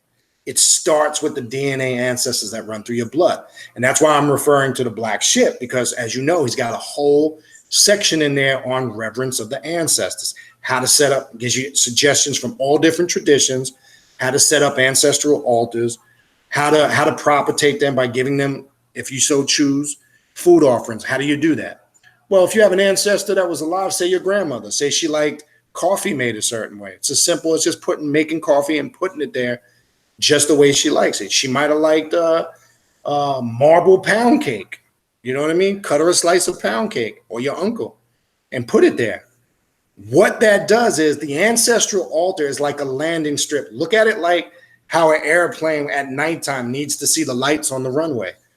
Well, remember, these are beings of light and energy, and they sense vibration and frequency. And the only way they can connect with you when you're resonating at that same vibration and frequency. The altar is the landing strip. You, in essence, yes, are the altar, because once you charge yourself up, you're emitting that energy at all times. But the sacred space part of it, it's always good to have a consecrated sacred space. Is it mandatory? No. I highly recommend it, though. Okay? It's up to you whether you do or not. I couldn't give a shit personally. I can only attest to what works for me. I am in strong agreement. I believe everybody, that's just my personal opinion, you don't have to agree with it, should have an ancestral altar. That's just me. Now, you maybe you work and you do and you don't need it, and that's good. I'm not saying that's not a possibility, but I will assure you, I guarantee you, you probably will get better results than you're even getting now.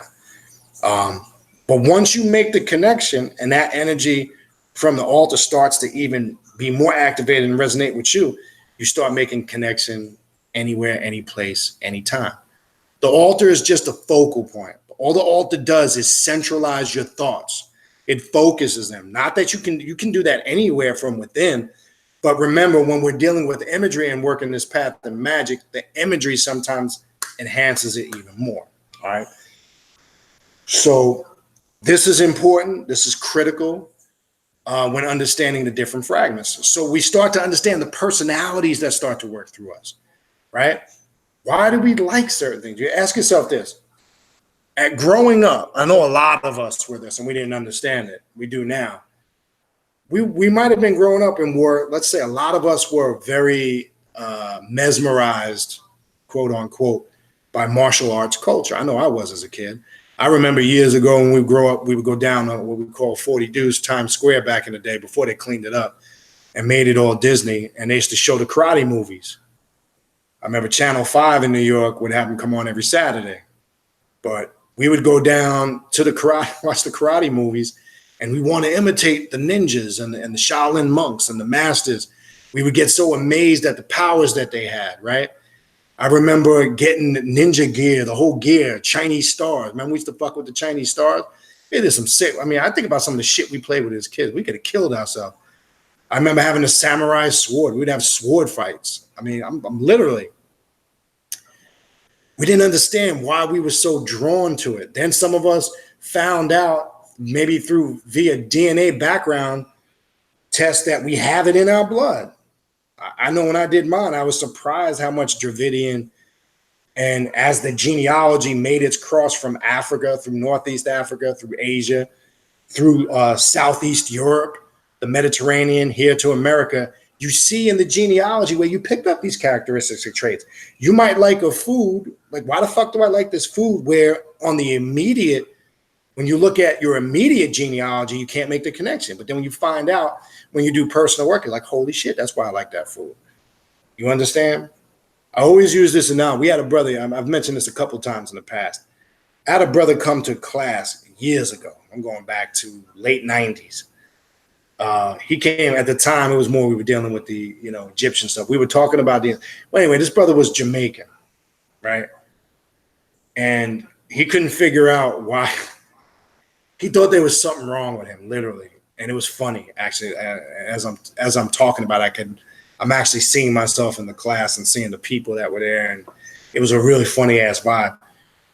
He was embarrassed to let people know he liked rock music, literally. Now he's Jamaican, or quote unquote Jamaican for the most part, but he couldn't understand, and he would like to eat. He would like to eat corned beef and cabbage, right, which is traditionally a European Irish dish. So he had all these strange things going on. He started to think there was something wrong with him. And there's a Jamaican brother. So I had asked him, I said, well, let me ask you a question. All right, now you're Jamaican, but obviously you could see he was a little lighter skinned. He had some other things in the genealogy. I had asked him a little bit about his background. Well, it turns out his grandmother was Irish. And I said, well, can't you make that connection there? That's that aspect of personality of your DNA coming through. That's why you like corned beef and cabbage. That some of that European that's running through the genealogy, the rock music, the light, that's where it's coming from. See, I keep telling people, I don't care if you're Latino, Black, Asian, whatever it is, European, in order to make the link and the connection and understand these different fragments I'm talking about, you have to connect with every aspect of your DNA, not just the shit you like. Let me stress that. See, I don't care if you're dark skinned with a buck, thick, royal crown, kingly afro or natural, whatever you want to call it. If you still get dry skin and ash, you have European blood in your genealogy. That's where that comes from. You better understand all aspects of it. There's no such thing in this day and time as anybody that's a pure seed of anything. I don't give a fuck what you're claiming to be. I don't care how dark skinned you are or how light skinned you are or what your nationality or ethnicity is, all right?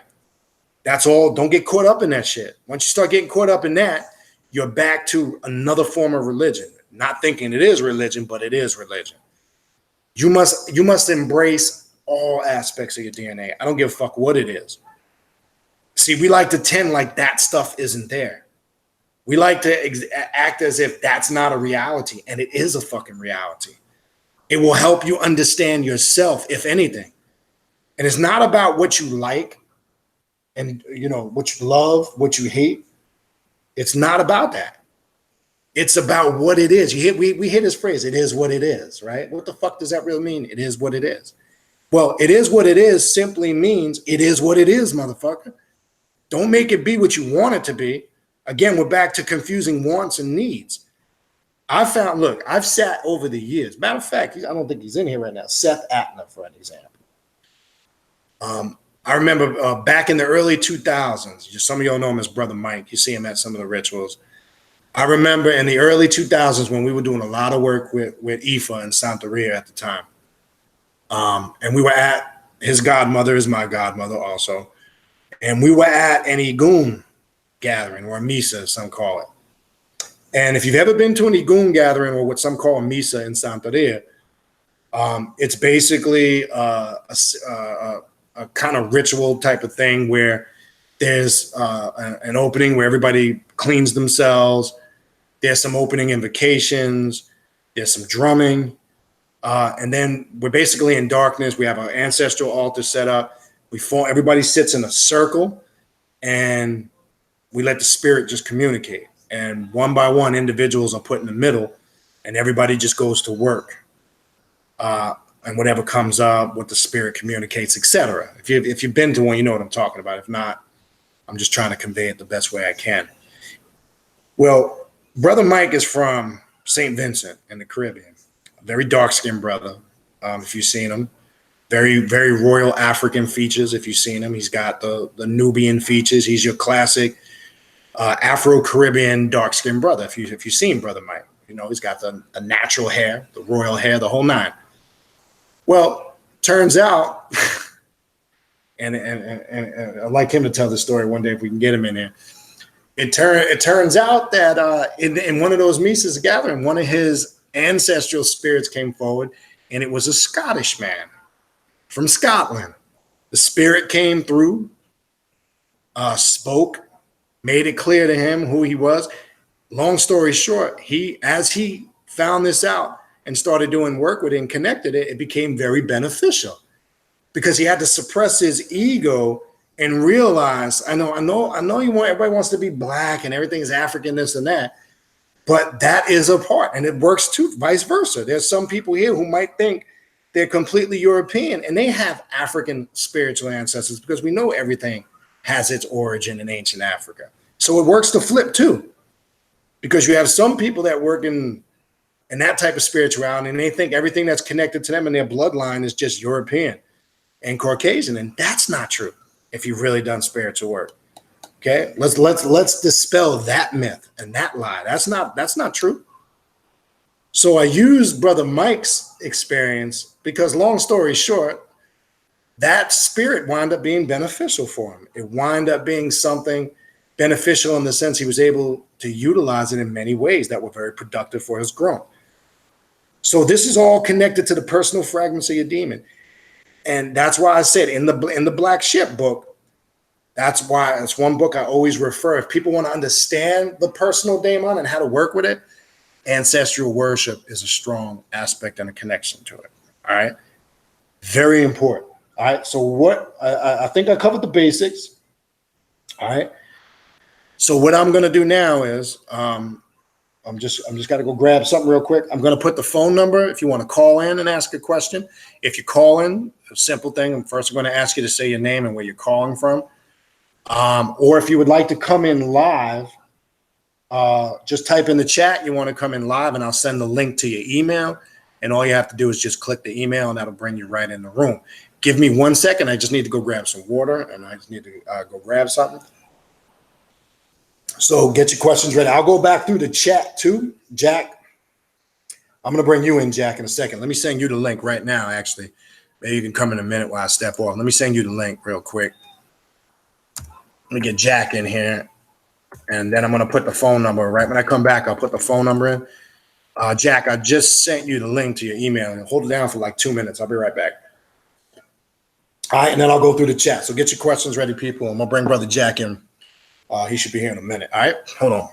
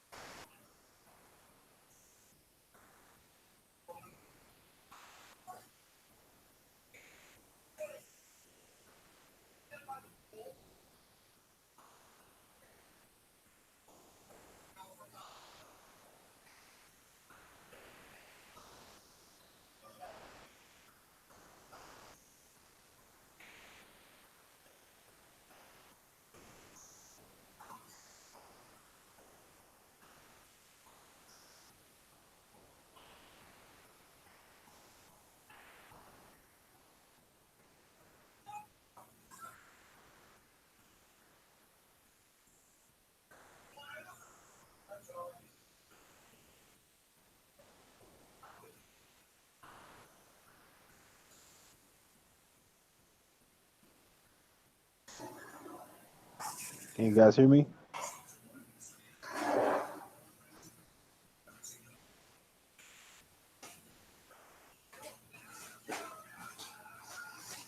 All right. Jack, what up, man? Are you muted?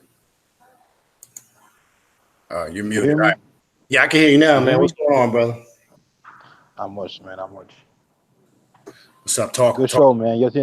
You hit some good points, man. People need to stop being smart dummies and use that inner genius, brother. Inner genius. That's it, brother. Yeah, man.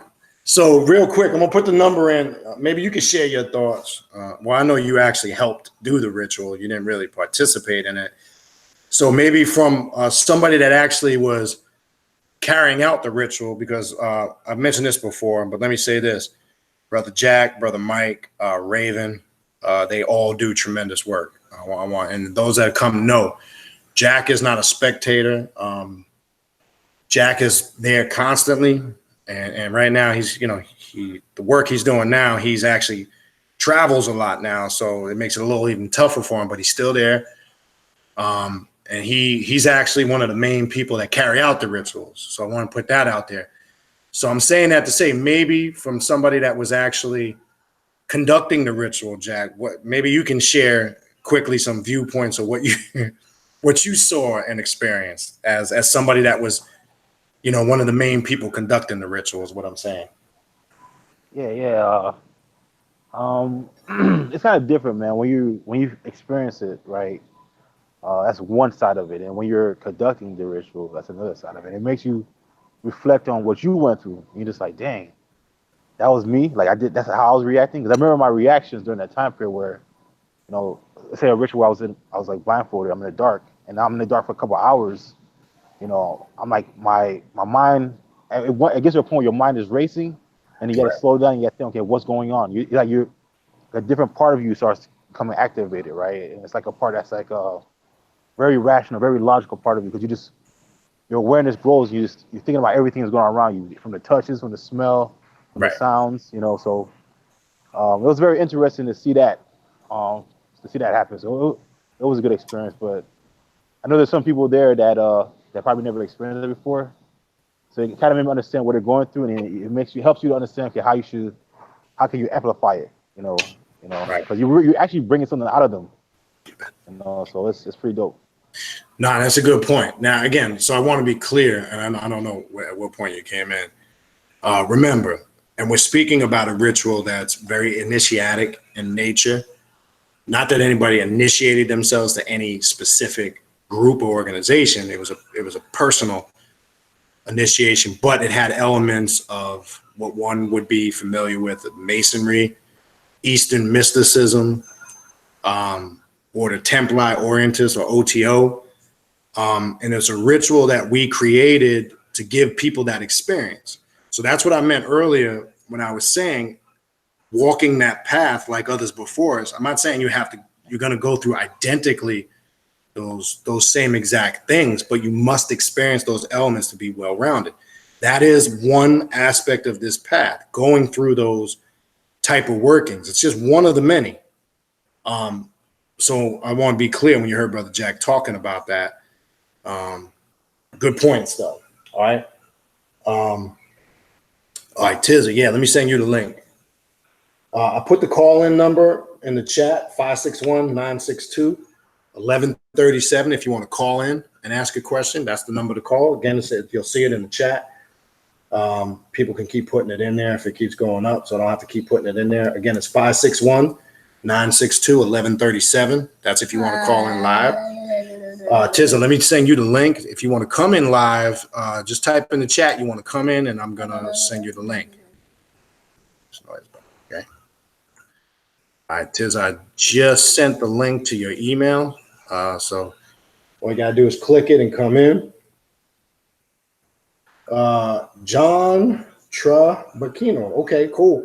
Well, part of my lineage is when I said the Mediterranean earlier, I have ancestry in Sicily, in the southern part of Italy, Sicilian, Lebanese. And if you understand, here's the thing, people from most parts of Italy, what most people don't know is There was actually, just like we have segregation amongst some Latinos, there was segregation amongst what people would know as people in Italy, because the people from the southern Mediterranean, due to Hannibal, at one point, if you look at the island of Sicily, Hannibal actually claimed that actually used to belong to Africa. There was a war over that. If you understand the history of Carthage and Hannibal, and he believed the island of what's called Sicily today belonged to Africa. Well, we know the Africans went in there and mixed in, and what you're seeing there is a byproduct of Mediterranean, European, and African.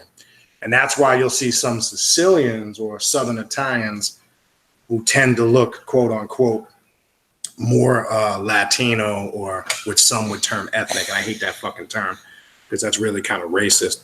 But that's where the connection is. So unfortunately, whether Italians want to accept it or not, they got a lot more black blood running through their veins than they may or may not be aware of. And that's a historical fact. Do your research on Hannibal. Understand the War of Carthage. Understand that whole history that took place with Sicily. If you go there to this day, you could see the Moorish influence. Just look at the churches, because remember, the Moors went through there and pretty much controlled that for a long period of time. If you look at the Moorish structures of the churches that are still standing there today, you see this. It's. I mean, what I'm saying is not any ancient secret, but it's there. This is part, again, of understanding your DNA. And when you talk about Italy, you're talking about a mixed bag of stuff.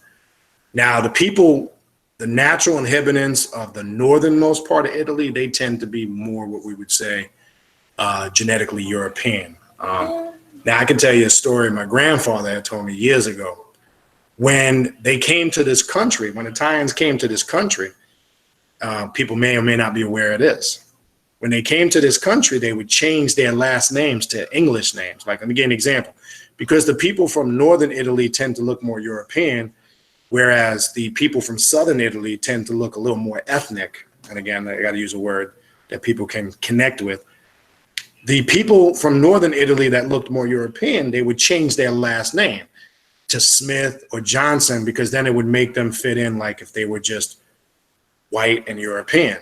Well, you also hear this term Dago and Wops, right? That's a term that's actually negative. That would be like calling somebody a spick or a wetback, right? We know what a wetback means, so they came over. But my whole point is, it was a derogatory term that was given to the people from the southern Mediterranean, or the southern part of Italy. They were called Dagos and Wops because of their olive tone skin, or their dark hair, their brown eyes, etc. So they were considered outcasts. So shit, there was that racism, and that's the sad thing. You got hate and racism that goes on amongst people of the same ethnicity. Look at Latinos. It's the same thing. Daddy, go to bed. Okay. Yeah, love you. But you see it today, right? Between Cubans, Dominicans, Mexican, Puerto Rican, there's this cultural divide. And that's something that's instilled in us and bred in us from outside of ourselves. What I mean from outside of us, the powers that be, the people that set up these structures. And you can even connect it, to the brother that brought that up about being from Milan, Italy. I don't know how far you've checked your genealogy, but I would look into that. Let's bring Brother Tiz in. Brother Tiz, are you there? Yeah, I'm here. I'm here. Go ahead, brother. We got to talk. What you got for us? Nah, I wanted to just co-sign on what you were saying about researching, just being open to your whole DNA. Correct. Over the years we was like real serious, like you, militant, pro-black kind of thing. That's right. Then come to find out, I mean, this was before ancestry.com and all that came in. That's my correct. father used to do this. He went into this real deep research of his side of the family tree. And most of these people are, I mean, they're not all darker skinned people, but most of them are. And come to find out that a real strong gene was from the the Viking or the Norse people, you know, and Wow. I was shocked to find that out, you know. So you know, it's some things out there that you might discover that you really not you really have no idea, you know, and you can if you I guess if you do the genealogy, which I do want to get into ancestry.com or one of those things to go a little deeper into it. But you know, it'll give you some insight into what you could tap into, you know, in your subconscious and in your DNA. And I want to backtrack when you were just talking about the Viking or the Norse path of spirituality. It's interesting that you bring that up, and here's why I say that. I don't know if you, and I'm putting this out there for anybody that might be watching now or listening or watch it later. Have you ever watched the series on Amazon, Vikings? Yeah, I have. Okay. Now, if those that are familiar with the Norse gods and the Viking culture, there's a high system of spirituality and witchcraft that deals with that culture. Now, you remember the character on there? They have the shaman / witch doctor that they all go to consult. And Right. You're right. And that's part of that culture. They have a sorcerer that it was tribal in a lot of the tribes that they would go to. What we're calling dark magic or working with this energy, there's a connection there. They have, man, it's drawing a blank. The goddess of death in the underworld. I'm drawing a blank. You know who I'm talking about. In the Norse spiritual system, it's very similar to when you would look at. You can correlate it and synchronize it, whether it's you know, via Ifa and the Orishi or the Natiru. Why? Obviously, because obviously they were influenced by Egyptian and African culture because it came afterwards. But again, to prove the point that it's all connected, and it's cool what you're saying about, you know, your grandfather and that coming up in the DNA. It can be a shock because, you know, sometimes we go based on how we look and we're assuming that's what's going to come up. Now, here's the crazy thing, right, with me. All right, one thing that really threw me back and I didn't expect, if you've done these DNA tests and if you do the good ones, the paternal and the maternal, and you go back at X amount of haplogroups, when they did my markers, and we know this part of Somalia and Ethiopia, I have the most common markers with people in Somalia and Ethiopia. And I didn't expect that. Now, I know it's Northeast Africa. I knew via coming in through Egypt and all that stuff I expected. And certain parts of India, but when I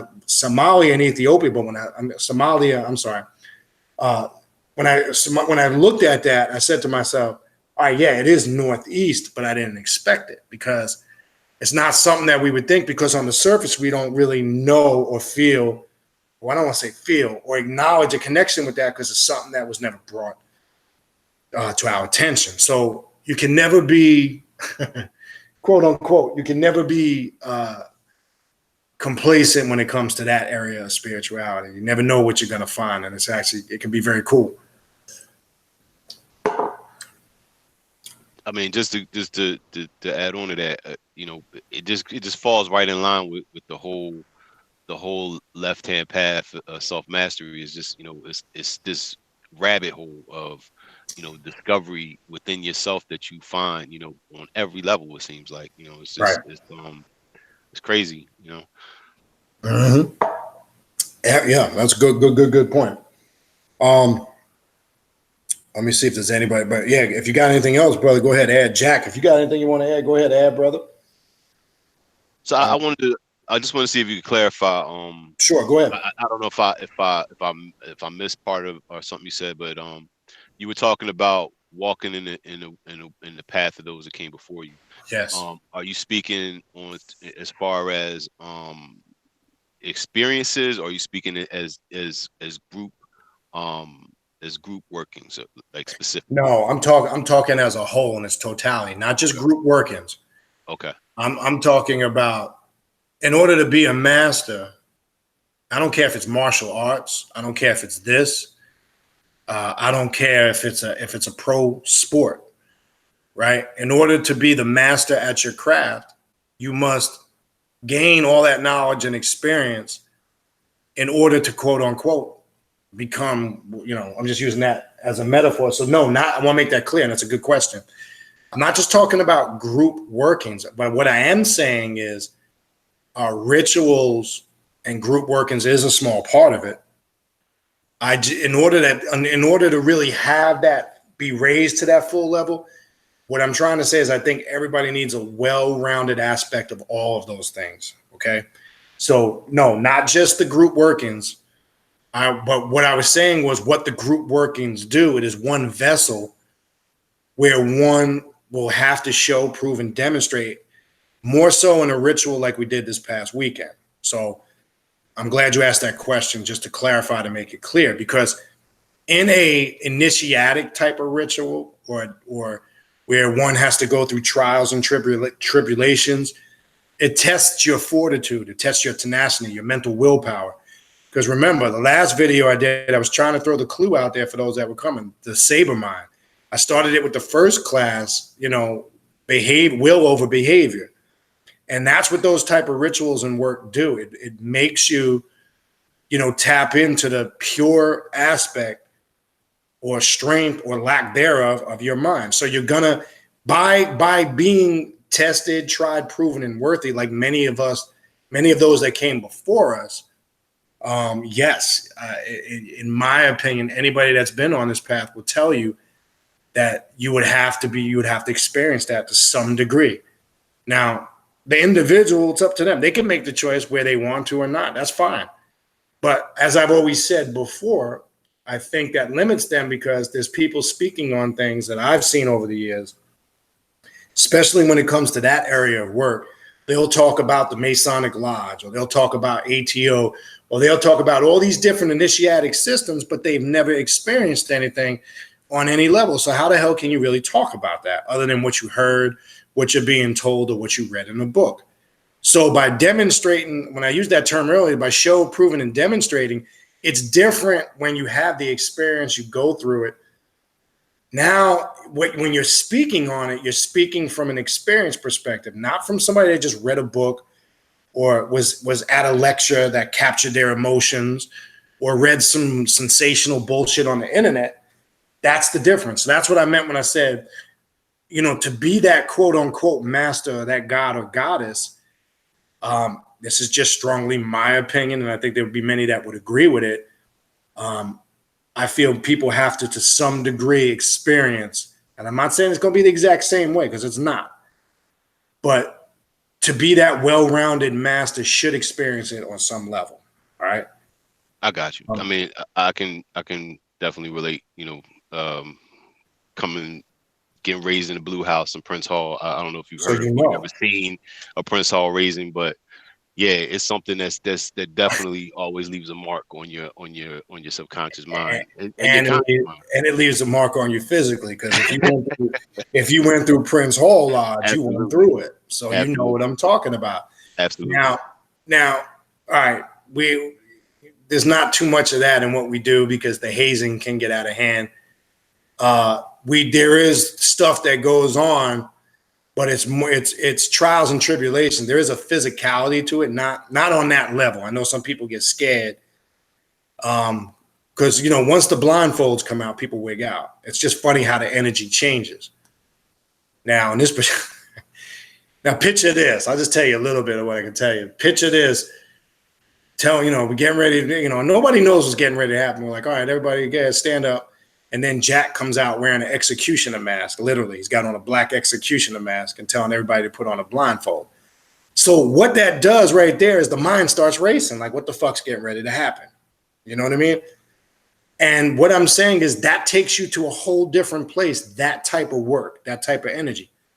And then somebody's telling you in your ear, contemplate your life and what it means to you. All these things take on a symbolicism, but when you're in that darkness with your thoughts. Now, the way we did this particular one, everybody was kind of separated. But the whole point is, I'm bringing up because, like you say, with Prince Hall, even though you're in there, say, going through your Blue House degrees, yeah, you might have been in there with a group, big or small. But even though there was other people there, in essence, it was you. You had to rely on yourself. Yeah, because when that blindfold comes out, people start wigging out. It's you go right inside your mind, and you hearing everything. You're paying attention to everything. That's right. And then that's what I mean when I was saying we're going to see who's really comfortable with their darkness. You understand? People say, "Oh yeah, I love the dark." I see it all the time, man. Trust me. And then as soon as the blindfolds come out, holy, it's just okay. Well, if you're so dark and you're cool with the darkness, then you ain't got nothing to worry about, But or maybe you're not as dark or linked in as you thought, and you need some of that fear to come to the surface so you can have that experience. But I guarantee you, the next time you go through something similar, it's going to be a lot easier. But that comes with the territory. But yeah, good point. But that's what I meant when I said that. All right, so checking to see here if anybody wants to come in. Let me know. I'll send you the link. If you would like to call in, I'm not hearing from anybody calling in. You can. I put the number in. The number is 561-962-1137. So if you want to come in, if you want to call in, feel free to call in. What else we got? I'm gonna go through the chat while I wait for anybody else. I'll check back down in a minute. And Brother Taza, if you got anything you want to add, just feel free to interject since you're here. So let me scroll up. I'm gonna start going through the chat. I know there was a bunch of stuff typed in. I'll try my best to address what I can address. There's a lot here. God damn.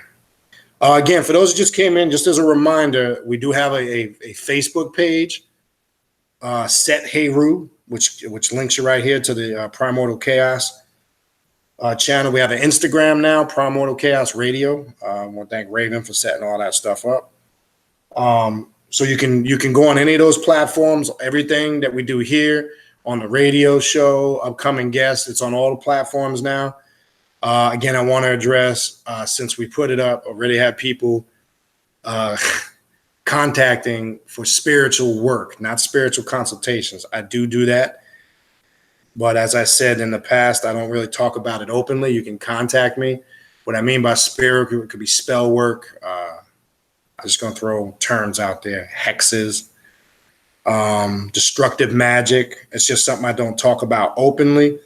But don't go on the platform and put your personal business out in the open. I want to reiterate that. That's something we want to talk about in private. I'm telling you, don't put yourself out there like that, because you don't know who's watching. You don't need people to know your own personal business. Hold on. Did somebody just miss a call? Yeah. I thought I just missed a call. Yeah, I did. I don't know where that's from. No. All right. I don't know if somebody just tried to call in. I don't think I missed it. It would have rang through the computer. But yes, if that is your interest in getting root or spiritual work done, just send me an email and we'll go from there. I'm very stern on keeping that between myself and the client. I think that's not something you should broadcast your personal laundry and dirt. I know some people are going through things and they're very eager to get them resolved, but don't put yourself out on Front Street. What you're doing is you don't know who's watching, and the very thing you're trying to alleviate, you might be playing into your enemy's hands. So I just want to leave that there. So if that is your purpose for contacting me, just send me an email and we'll go from there. All right. So what else we got here? Let's see. I think Jack stepped off. All right. So let me go through this. And again, Taja, if you got anything, feel free to interject. All right. Peace and greetings to everybody. If I didn't, greet you. So I see a comment here by Brother Phil. Brother Phil says he's looking to set up an ancestral altar. Cool. And again, this is just my opinion. It's not. I want to make this not mandatory. It's not necessary. I just think if you're linked in on this path and connected, it's going to enhance, what you're doing and the results you're getting even more. Trust me when I tell you that, because when you're working with your personal daemon and your higher self, DNA plays a key role. I can't stress that enough. DNA plays a serious key role that cannot be neglected. So, Brother Phil, I'd like to know if you do take that step to do that. I'd just like to know your growth and progress with it. Say it again. I just want. I know you don't look for testimonials, but I can tell you. No, go ahead. Seen, since we worked together and you helped me set up my altar, is I've seen just how things have just progressed, like from day one, up till Right. now. You know what I'm saying? So it does, just for everybody out there to understand, it really does make a difference, Yeah. Yeah. Yeah. But the key is you said you seen, and I'm glad you said that because no, I don't mind. Like, I like the work to speak for itself because, but I'm glad you said that because reason why you see the change or you notice a change because you're all you're doing is tapping into that higher aspect of yourself via that method. But I'm glad to hear that. That's a beautiful thing, man. And again, like when we go, I have whole sections in the online classes where it's exclusively focused on that. We actually get into in-depth techniques, and those that have taken the class, you know what I'm talking about. But we go step by step. Demonstrate. I mean, and again, remember my methodology of teaching is I don't force anybody to do anything. That's not my concern. This guy got to keep it 100. My job isn't if you do it or not. And again, you hear me say this all the time. And I'm not saying this to sound insensitive or sound like a jackass. It's pointless for me to try to force or worry about if you do or do not do something. That's irrelevant. It's not going to affect or change anything I do. I would, hope for your own personal beneficial growth, you would at least step out and apply these techniques because you'll see the results. So, but having said that, but I definitely, appreciate you sharing that with us and letting people know that. All right, what else we got? Yeah, my I gotta go in on Sister Myra Vey or My Vey a little bit. Yeah, she was at the ritual, man. And Sister Myra, she pretty much comes frequently. Uh, she took it like a trooper, but she had her moments. She settled in. She took it like a trooper. And the second part of the ritual, the beautiful part of that ritual is there's a whole nother part in another area when the blindfold comes off to just see people energy and response. And that's one thing that stands out with Myra when that blindfold first came off. But she was trooping it, female sister, trooping it through the darkness, took it like a warrior. And that's what being a Sith is. The Sith path ain't soft. Yeah, it's not a path for soft people. See, I'm removing all the Hollywood from it. The Sith philosophy and path can be applied, and it's great. I like the metaphors of the Sith trilogy, reading the books. I'm into that. I love the whole Star Wars trilogy. I'm into it. But we have to be careful if we're going to actually literally use it as a tool. When we apply it to our work, it takes on a little bit of a different methodology. You got to remove all the Hollywood glitz and glamour. But I love it. It's an intense path. It's a warrior path. It's not for the weak. It's not for weak people. So I will say, Sister Myra, she demonstrated, improved that, in my opinion, that she's not soft. I know Brother Jack would attest to the same. Raven would. I know Brother Mike would, because we were the ones carrying out the work. But she took it like a trooper, and she went into that darkness. Everything we threw at her, she got through it. She took it. Boy, yeah, gotta give her a shout out. I don't know who's. Why is this? Hold on one second. I think this is not. Give me one sec. I think I got a link. There. Hold on. Bear with me here, people. I'm not sure if I keep getting somebody trying to. Hold on. Making sure I'm logged into this. I think you got to be logged into this. That's what's going on. Okay, there we go. All right. All right.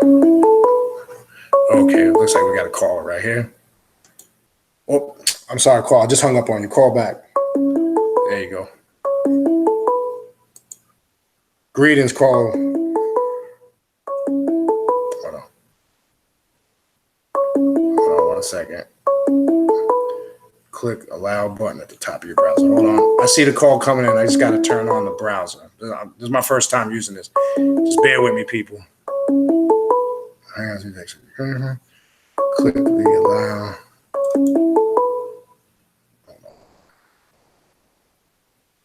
Allow button at the top of the browser. What the hell is that? Hold on 1 second, people. I got to turn the microphone on, people. I see you calling in, but hold on. I'm new to this. It's my first time using this, so. Hold on. Hangouts needs to access your microphone to make the click the allow button at the top of your browser. Oh, there we go. I got it. Greetings. Are you there, Carl? Yes, I'm here. How are you, brother? I'm good, brother. I apologize for that. I had to turn the mic on, man. My bad. I saw other callers calling. I apologize for that. The mic is on. I can hear it now. But what's your name, brother, and where you calling from?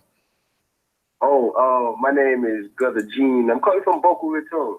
Oh, brother Gene, you're right around the corner from me, man. What's going on, man? I'm in Boca Raton. Oh, beautiful. And it's perfect. Oh. I just want to say thank you for all your teachings, because I took this path alone for myself, enlightenment, self-growth, self-benefit. And, it is so hard to find an authentic teaching. And right. I've been following your teaching. I didn't know you were this close. That's crazy, man. But so how'd you stumble across the channel? Just searching the net? No, I've been learning, and I've been following your teachings a lot. So all your videos I've been watching, watching them back to back, just because, when you're practicing something, it's not the first time. You can't watch or hear a teaching one time and say you got it. Right. But what I'm right now, like my whole mind just started that you are here, and I just need to take the initiative to really be part of your educational guidance that you are having now, since you are closer, which is even better. Yeah. Then I will have let's say a physical teacher that's here, not just virtual, to say. No. And I want to thank you for all your teachings, because as I practice them, it actually works for me, And I see that's all that matters, brother. It helped me for myself, and as somebody who don't have someone to guide you and to really try to practice by myself and seeing results. And you said something so powerful, and it's so true. And it's like with most entities that you could get in contact with, is that there's changes that they do for you. Right. You ask for a certain change, and it becomes chaos. Because of the want and need that that I personally. That's right. For myself is a perfect example. Right. I may ask for something and wanting this change to happen, and it's like the whole opposite happens. But the change is still being done. That's one thing I learned is it really helped my consciousness to really, and a brother had shared, the one that the brother that was speaking with the one that's part of the Prince Hall. He said, right. Now that he observed more, he listens more, he watches. So this allows me also to really see and watch and listen more to the wordings and things that's really happening, and really be more conscious of what's going on. And his teachings tonight was very powerful.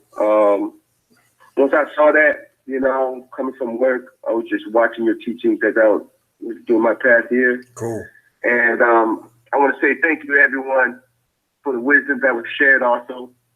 And I am gonna post my email on the site. So if you could send me, Gene, necessities, so I could, be part of whatever group or teaching that you have.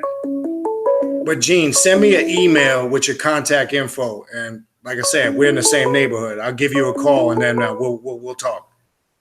All right. All right. Peace, brother. All right. Thank you. Be blessed. Yep. You too. Brother Phil, what's going on, brother? Talk to us. Hey, what's up, Brother Beniti? Good. Where you calling from, brother? Calling from Southern California. I knew that, but I just wanted everybody else to know that. Oh, yeah. Talk to us, man. What you got? Yeah, man. First, I want to say I don't know what happened in that Super Bowl. What the hell are the Rams doing? Bro, I forgot about football, and you had to bring that shit up. I know. I don't want to get sidetracked. But Phil, was that not the most? Look, I'm a Patriots hater. I'm not gonna sugarcoat it. But I got to be honest. Outside of that, I'm not saying this because I'm a Patriot. That was a boring ass Super Bowl. That was just a boring. Oh man, shit. it was. Yeah, I like somebody had said, the Rams went out there just to kick a field goal, and that's exactly what they did. You know. But fuck it. We could just kick it for a minute on this. But was it just me? Or didn't Goff look like he was scared out of his mind, like he didn't want to play? Or was it just me? No. That and also too, Gurley was still hurt. You know, in the playoffs he wasn't really playing. So now I think the Rams organization was just downplaying it for the media. Big time. He was hurt, man. Now I bring that up because me and my son were talking about that thoroughly. Now my oldest son, who's 26, when he started really getting into football, he was born in '92. But when he started getting into football, he gravitated to Marshall Faulk and The Greatest Show on Turf. When the Rams were really flying in the late '90s. So he wound up growing up a huge Rams fan. And there's definitely something wrong with Gurley. And I think when he came back from the injury, I believe he came back from the second or the last regular season game. He just wasn't. He never was right. Period. Yeah. I think I still remember that game too. Where it was like a slight collision on the sideline. You can see he was banged up. He went out for a couple of plays. He sat out, but I think that's when they said it was just inflammation. But the other running back they picked up, C.J. Anderson, even he was saying that it was a possible sprain. So yeah, he got. But he had no explosion. He couldn't get to the hole. It was and hey man, those Patriots, that defense shut down that offense. Yeah, they did. They did. They had to. They had to, And you know what? They even surprised me because I didn't think they were going to go. I was like, okay, I say they'll go in the next couple of years. They'll go to Super Bowl. So I even surprised me. And then there was that BS call with the Saints and all that. But there's a bunch of shit. Anyway, man, I'm glad I finally called in and got a chance to chit chat. Cool. What you got for us? Yeah, I had taken down my altar the other day. I mean, I still have all the stuff. I was like, well, I just got to change it up, Right. So now I think I'm gravitating towards a ancestor altar. Mm-hmm. Because I got my dad and my brother, and then my grandpa, and all of them. Like I said, I've never done anything like that before. So cool. I think that's what I'm going to be doing next. Well, I'm interested to hear. Well, I mean, obviously, as some time goes by, like you. Maybe even call in, share your experiences as it's developing. I would like to hear. I mean, obviously everybody's going to get something different from it. So I would like to see what you get from it. Yeah. And it was all just, from hearing you talk about it, cool. And in fact, you were talking about it earlier in the show that, it'd be good to have everyone have some type of ancestor altar, Correct. I know. I see your setup, man. I mean, that's just banging. You have, your different setups. I just have my main one that I work with my aspects of myself, And that's cool. A few other energies, but the ones that all aspects of me. And then I have the Santissima Muerta. I have that altar on the other side of the room. I keep it separate. Cool. The ancestor altar obviously will be separate. Most definitely. Yes. Setup. Yeah, but also I'm going to do too. The concept of time. It's just a human construct. Correct. Like I said, you can go back within your mind, and that's true. Like time travel. Anyways, so that's right. Thinking about when you're a kid. There's different ways you can do it. Like you talked about music, magic, or when we're kids. Whether it's watching like movies, TV shows. Well, I grew up in the 80s, so all that shit was cool back then. But like the toys I used to play with, like the G.I. Joes and the Transformers, all that stuff. Yeah. What I'm going to do is, because back then, shit, I had no care in the world, Right. The only thing I was concerned about was like what toy I'm going to get next, or am I going to be able to play with my cousin today? It was a different, Phil, when you say that, man, it's a different energy then, man. Yeah. So if I'm able to tap in and, when it was obviously better for me, Right. and see if I can bring that to where I'm at now. Right. You know what I mean? So what I'm going to do, because I thought about it. I started looking stuff up on eBay. So I'm going to buy the toys that I used to have. That's an awesome idea, man. You know what? And I'm going to set up an altar just for that. That's pretty cool. And the same exact ones. Even, Garbage Pail Kids, I used to have all that stuff. Oh, shit. Garbage Pail. Yo, I used to love Garbage Pails Kids when I was a kid. Oh, man. my dad, you know what? He worked for the gas company. So, some guys there, they were completely against it. They didn't want their kids having it. My dad didn't care. He goes, they're just fucking stickers, Right. So my dad would take me to the convention. And he would just find me all these series and stuff. He'd get these really big ones. And so, yeah, he was really, supportive of that. But yeah, I still have a few that I kept over the years. But yeah, stuff like that, so I can get back in. No, don't get me wrong. I'm not going to be sitting there, 42 years old, sitting there playing with my toys. Oh, I'm not going to play with them. I think that's a really good idea. That's a great working to do. I think that's a really cool idea. Yeah. Like I said, when I started doing, I don't like that term magic, but we'll just run with it. Right. When I started doing all that stuff, Brother Beniti, I was doing it all within my mind. Right. I didn't have no altar. That's where it starts. None of that stuff. I don't know how it worked. I told you that one time in the chat that the quickest result I got was within 20 minutes. And it was just all playing out in my mind. Right. And I left the house. I completely forgot about it. And then that opportunity rose, and I was like, "Oh shit!" And I had a thought. I don't hear voices, but it was. Now I know what it was. Right. It was one of my daemons. Right. And it said, and it was, I guess you wouldn't call it a devious one. It said, "Come on, let's play. This is what you wanted." I said, "Oh shit, no!" And I boned out. I had to get out there because I read at that moment. I remembered what I was doing in the room. Well, that's one of those advisor or voices or personalities that come through that I'm talking about. Yeah. Yep. And so anyway, then I started, a couple years ago, I started, putting together my altar and stuff. And right. It just helps focus, I don't have a problem with that. I'm just saying, it's just something to focus on. And that's it. And it's cool getting this or that, making it your own. But yeah, so I'm going to do that ancestor altar first. I want to do that one first. Right. And then, buy the cigarettes that my dad and my brother smoked, right? Some of the beers that they drank, pictures, obviously I can print out photos of them and my grandpa and other ones. Now, let me ask you a question. Now, working with ancestors, obviously, there's ancestors you're aware of and there's ancestors you're not aware of. Correct. No, you don't want to keep yourself open to any and all ancestors coming through. That's correct. Because you're going to get some that are, they're going to be pretty devious. They're going to have their own agenda. That's correct. And you might be thinking they're going to help you, and they're probably just going to be feeding off of you. Correct. And that's or just running amok. Right. And that's an excellent point, Brother Phil. And real quick on that topic before you continue, that's a really good point. Now, I want to make this clear, and I know you know this, so I'm more or less speaking in general now.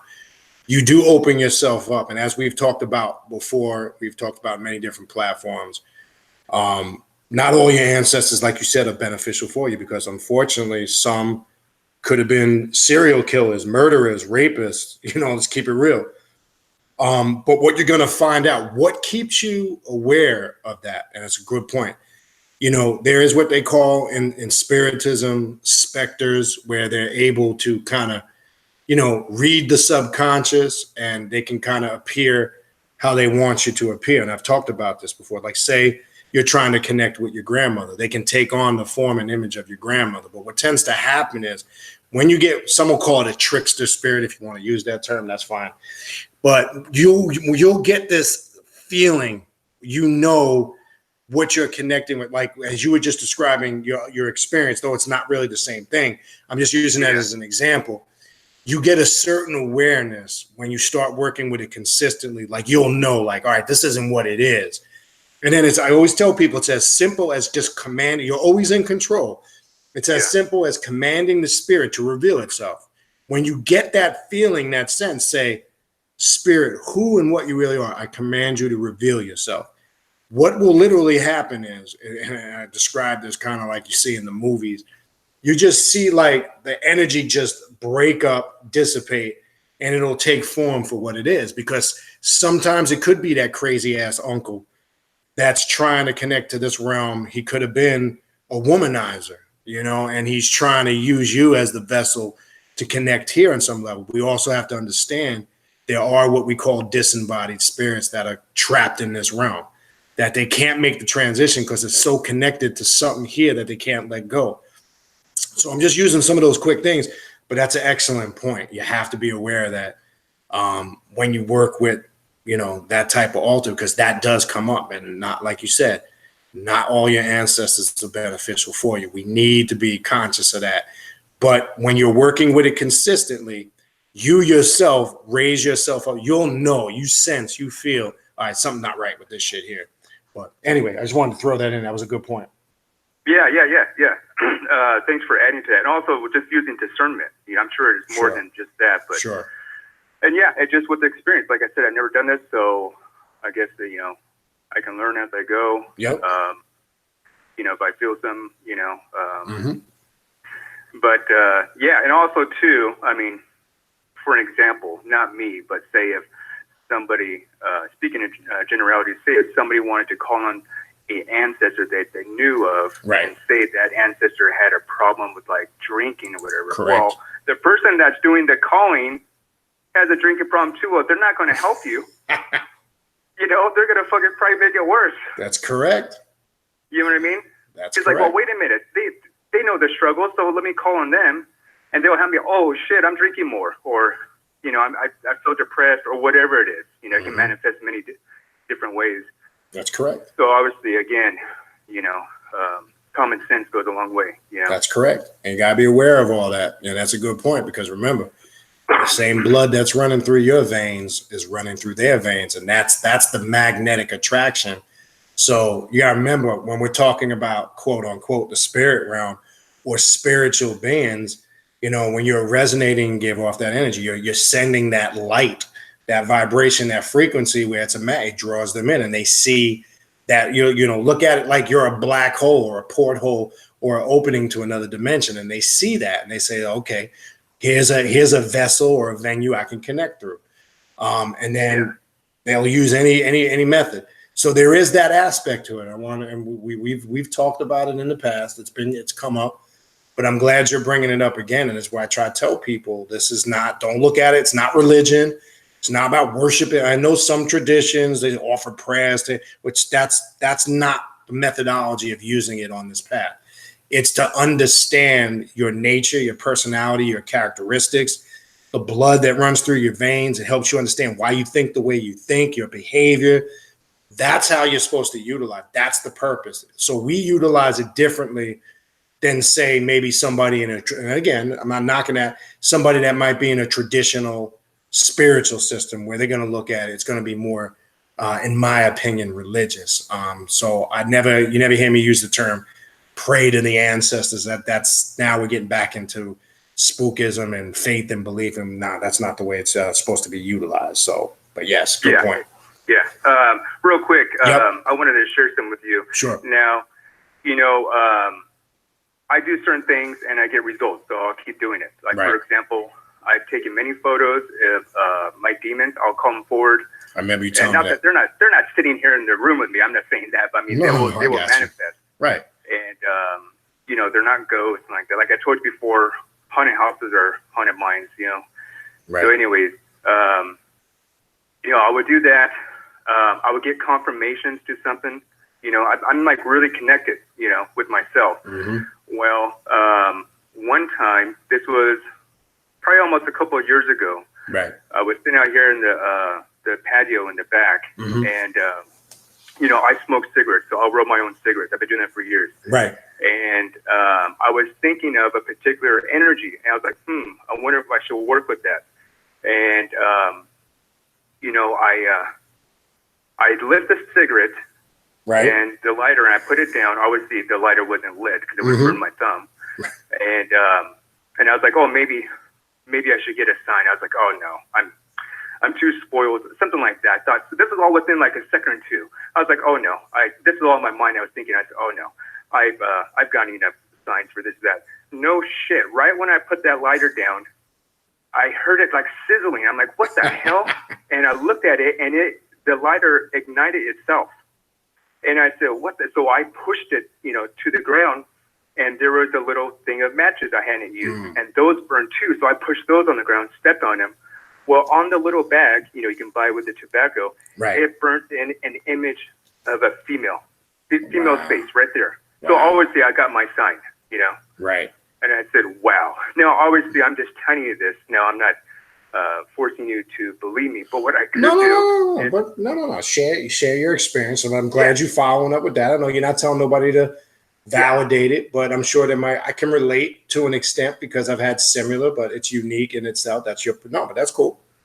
Yeah. But, I mean, I can even email you the photo. You can see. I mean, and I got a lot of signs in waking state. I know dreams and stuff, you're communicating with yourself. And right. But I get a lot of signs during the waking state. So, I mean, to me, that's normal, Right.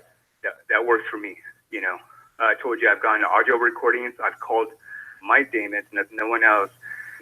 I call them forward. I've gotten audio recordings of them mimicking like a clock, I mean, I know it's real. So people would say, well, hey, Mike, because that's my name too. They say, hey, well, we don't believe you. Oh, well, for one, I don't give a shit. But hey, I got photos and I got audio. Tell me what person can make it sound like that. That's correct. So I mean, I don't do it because my ego. Well, look, I got proof. I mean, it's records for me. Right. Cool. The photos, the audio recordings, obviously that image that got burnt in. Right. But, I find it fascinating. I'm like, holy shit, I'm definitely connected. Well, that's. But I'm not just there like taking photos or getting audio recordings. I mean, now I use this energy to work for me, and like I said, how not against me, how I used to. Sure. Cool. You know what I mean? Because before, when I was depressed and all that, and of course, the energies all work, but they were working against me. Right. And I always own up to my stuff. I know I was doing all that, but now I know what it is. The last couple of years, now I have it working for me. Right. I mean, all of them, all the aspects. Mm-hmm. Cool. But definitely an eye opener. Right. Once I realized that, and it was from a video of yours when you said that you are I forget how you worded it. I don't know verbatim, but you said you created these personal demons. That's correct. And I said, wow. And even that, I was getting a sign. It was going to be on November 10th. I saw, and I happened to see that video of yours on November 10th. It's going to be a couple of years now. And that day, I watched that video of yours, and you were talking about it. And then they came through, and they said, now you created us. Well, that's good. You get your own personal confirmation. That's what it's about. Oh, brother. Yeah. And I tell you, man, I mean, I'll be honest, I cried, man. I couldn't believe it, That's all right. I said, wow, that's some deep shit, man. That's all right. I mean, I dealt with all that religion, all that stuff. I told you before, I was raised Catholic too. And I thought I had dealt with it, but see, I still had a slight hint, if you want to say. Oh, it's there, religious mindset. Oh, yeah, it's so there. thinking there was something outside of me. Yeah. No, it's there. Now, it can manifest outside, but see, once that date, I was like, something important is going to happen on this date, and then it happened to be that video I watched of yours. Right. And I said, wow, that confirmed it. Cool. And that's when they came through and said, cool. No, I don't hear voices. They're just thoughts. Like, I know exactly what you're talking about. Cool. Cool. But man, this was a nice chat. I'm glad I called in. But I'll definitely keep you. Keep me posted on the altar and send me when you get a chance. I'd like to see them pics. Send me the pic. Oh yeah. I can send you some stuff, and I mean, you've been in this a lot longer. I'm only a few years. That's irrelevant, though. That's irrelevant. I mean, you've seen a lot of stuff, so yeah. You'll be able to see like, oh shit, I think Mike's onto something here. All right, but Phil, I appreciate it, man. Yeah, thanks a lot, brother. Right. I appreciate it, man. Keep up the good work, man. Right. I enjoy what you're doing. Appreciate it. Peace. All right, people, if you want to call, I'm going to go through the chat. If you want to call in, or if you want to call in number is 561-962-1137. That's the call-in number. If you want to come in live, feel free to put it in the chat. I'll send you the link. I went out of the room and came back in. I lost some of the chat. I want to give a shout out to Lauren K. I don't know if she's still in here. She's watching from Europe. I forgot the name of the place because it got erased, but I appreciate the support. I'm glad to see channel reaching over there too. I might have lost some of these questions. I don't know what the hell happened. Yeah, Oni typed, Oni, I want my damn topic, man. Stop bullshitting. Stop messing with her before she get mad. But if you want to call in, again, numbers 561-962-1137. I see Oni put it in the chat too. If you want to come in live, just type in the chat you want to come in and I'll send a link to your email.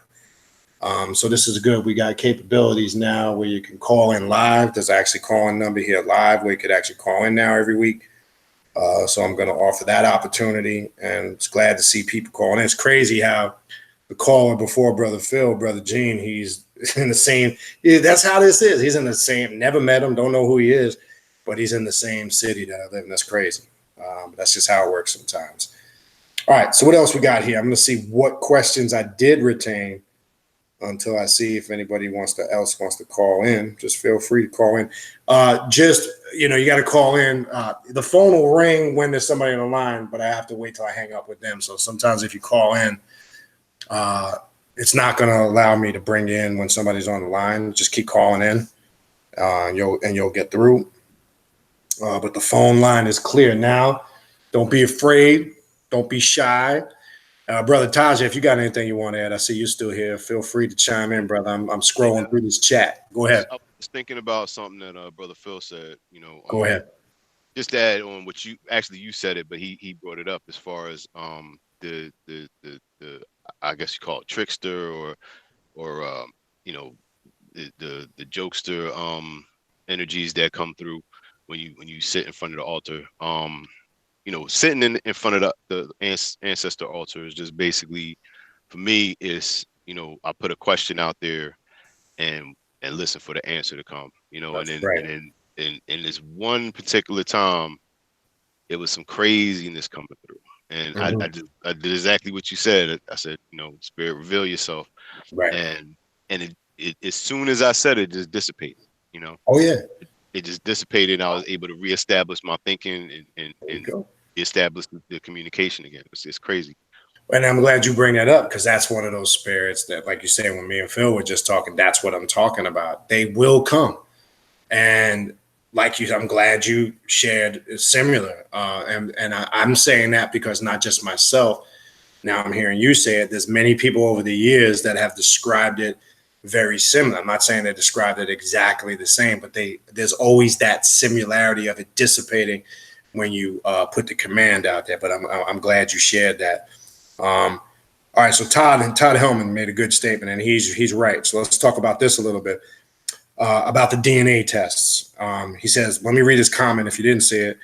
He says, but a DNA test shouldn't be used to limit where your spirit leads you toward and a preference, because tests aren't perfect nor complete. He's 100% right. So let me reiterate, and let's back over something. There are, and I've mentioned this before in previous videos, there are good companies out there, and let me give you an example. You've heard me say this in past videos.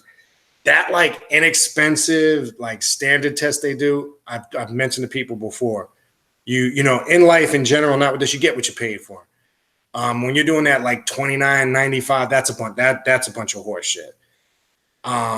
And again, it still doesn't mean the more intricate ones are 100% perfect. He's right. You'll find ones that go in depth over excess of time and break it down into haplogroups, ancestry, regional, and they go back generations. You should just use that to give you a general understanding. So, and I've talked about this before in the past, so I want to make that clear. No, don't use it as a tell-all for sure, because they are not perfect. It will give you some insight. It will give you some a bit of a better understanding of what you might already or might not know. But it is a good point. So I want to make that clear. And I do agree with Todd Hellman's statement. Never use it as a tell-all. And unfortunately, there are some people in certain circles that can get a little bit carried away with it. I kind of brought it up tonight. If people came in late, kind of in reference to understanding some maybe characteristics and personality traits. I find it helpful for that. You might uncover parts of yourself that in reference to help understanding some of your nature and your characteristics. But that's a good point by our brother Todd Helm. Appreciate that. All right, what else? Again, the call number 561-962-1137. If you want to come in live, just type in the chat here. You'd like to come in, I'll send a link to your email. I'm just going through the chat. I did lose some of the questions. Good comment by Sister Mandy. Mama Muerte, but once you master self, nothing can bring you down. And that's true. All right, what else we got? John, I do not have a Patreon. Maybe that's the next step. I'll have to get with Raven on that. I know a lot of people are doing that. There's just so much, all these different platforms. But here is monetized. If you hit the channel here is monetized. If you hit that dollar symbol at the bottom, you can make a donation if you choose. You can do that here too. But I appreciate you asking that. You know, people know me. I don't ask for it, but it is greatly appreciated if you guys decide to. It's just, I don't really ask for it. Only subscribe to the Instagram. Appreciate it. All right, looks like we have somebody calling in. Let's see who we got. Peace and greetings. Where you calling from? I'm calling from Wheaton, Maryland. Oh, man, Duma, man. Just say it's Brother Duma. Now, what's going on, brother? Not much. Yo, you guys heard that Duma came in all smooth like it's his first time? It was dude calling from. What's going on, brother? Talk to us. All right, I'm glad you called in. Yeah, I just wanted to add in on the thing about the altars. Go ahead, brother. You gave me some homework. Right. So I added some stuff to my my ancestral altar. I got some picture frames. They said they wanted a plant, so I got a plant. Right. So that's there, and all I need is some pictures now. So I'm working on that. I'm gonna get up with my brother this weekend and see if I can get some pictures. Now remember also, Duma, the pictures are great. If you get names too, I know there's some people that work with their ancestral altar and they can't retain photos at all. Remember, you could also write their name on parchment paper and keep it on the altar. That's another. I'm not sure if we went over that, but and to everybody else listening. But anyway, go ahead. Okay. Yeah. I'll definitely do that because right now I have the flames and I have their names written big on pieces of paper. I should have used parchment paper. I didn't think of it at the time, but I think I'm gonna change it and put that in there in the frames, just until I get the pictures. Gotcha. Cool. Yeah. Cool. The other thing was you touched on the other thing I was going to ask about as far as the trickster spirits or the specters, right? And how to get rid of those, because that was a concern of mine, right? Because how we're humans and certain of these spirits try to see your light and pounce on it. Sure. To get what they want or what they need. I did want to ask about what if certain ancestors they had vices and they asked for things like say alcohol or cigarettes or certain things like that. How do you deal with that? Well, the first part of your question, say it again. I heard about asking if they asked for alcohol, but what were you saying before that? What kind of ancestors? I might have missed something there in the beginning. I was saying like certain familiar ancestors, say if they had vices and they asked you for certain things that they were addicted to in this world. What do you do about those type of occurrences? Well, here's the thing with that. And that's an excellent question. I'm glad you asked that. You got to be careful with that. There's a twofold thing to that. What I mean by that is this: if let's say you're and in this case, because if you're saying that, say you would be aware that this, say alcohol, in this case, and you knew that was a major aspect of their life that created a downfall. No, you definitely don't, because they could be that could be one of their reasons why they're trapped here. That addiction and that love for that. It could be, so that in a case like that, no, you don't want to keep feeding that energy at all. Right. So it's an excellent question, and you should be knowledgeable of that. So again, from the perspective you're asking it, obviously you would be knowledgeable of that. So no, that wouldn't be a good thing to do. Because the other fold, when I say it's twofold, the other fold is, what if you've identified, you have an ancestral spirit communicating with you, per se, and they're asking for something like that, but you don't have no known knowledge.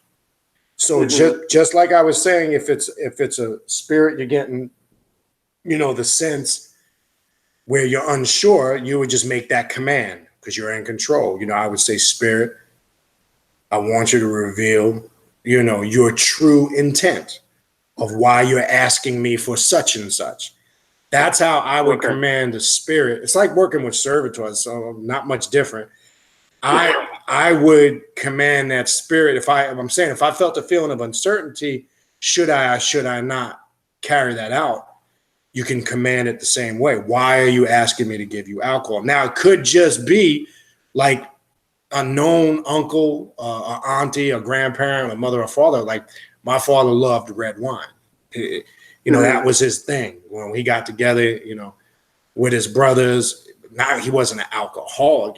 Alcohol was not a detrimental aspect of his life. So I know I leave him a glass of red wine here and there when need be, because I know that. Right. So it's different. That spirit could be asking because you're the vessel, you're the bloodline link that resonated and they're able to connect with you, even though you never met this spirit. You never were, they weren't alive. You weren't even in existence when they were alive, but that's your DNA.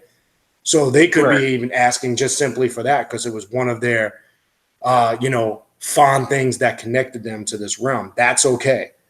It's okay to appease that spirit, but so it's twofold. That can happen with an ancestral spirit that you're not aware of. But if you're not aware of if you should or should from one that you're not 100% certain, you're in control. You give the command. And just like it'll be revealed if you should or you should not. Because in essence, you can't lose sight. It's you working with you. I know that sounds a little weird, but you're just activating different aspects of yourself. But again, as I said in the very beginning, when we start talking about this, you are them and they are you. So you got to understand, you're connecting to that part of your blood. So yeah, but it's a good question. That was all I had for tonight, Brother B. All right, man. Wait, I appreciate it, man. Thanks for the call, man. Same here. All right, always. Cool. All right, cool. All right. I know, who was it? Somebody. I think I lost it. What was the brother's name? Said he tried to call in. If you called in and you couldn't call in, I can't remember. Hold on. I think I lost it. Chat's acting really kooky tonight, man. Where was it? There was a brother said here in the chat he was trying to call earlier. I would just encourage you to call back. It could have been that the line was not free, or multiple people were calling in at the same time. So if you can't get through, just keep calling. I can't remember who that was. But anyway, and that goes for anybody. If you've tried to call in and it was either busy or just kept ringing, and it's just because there's probably multiple people trying to get through at the same time at certain points. But the line is free right now, so if somebody wants to call in, feel free. I'm going to go through some more of these comments. We'll go through some of these for a little bit more. Stay on for a little bit more. I hope what we're talking about tonight sheds some clarity. I mean, it's important that we understand this, especially with our personal work. All right. All right. So what else we got here? Oh, wait, this whole thing? Oh, no. All right. Okay, here we go. This is where I left off. All right. Okay, Oni says she's following on Peace to Jersey Dread. Oh, Powerful being 66. That was the person. Yeah, if you're still here, try to call back in now. The line is free. Again, if anybody wants to come in live, feel free. And Brother Taza, if you got anything you want to add, feel free. I'm just scrolling through the chat.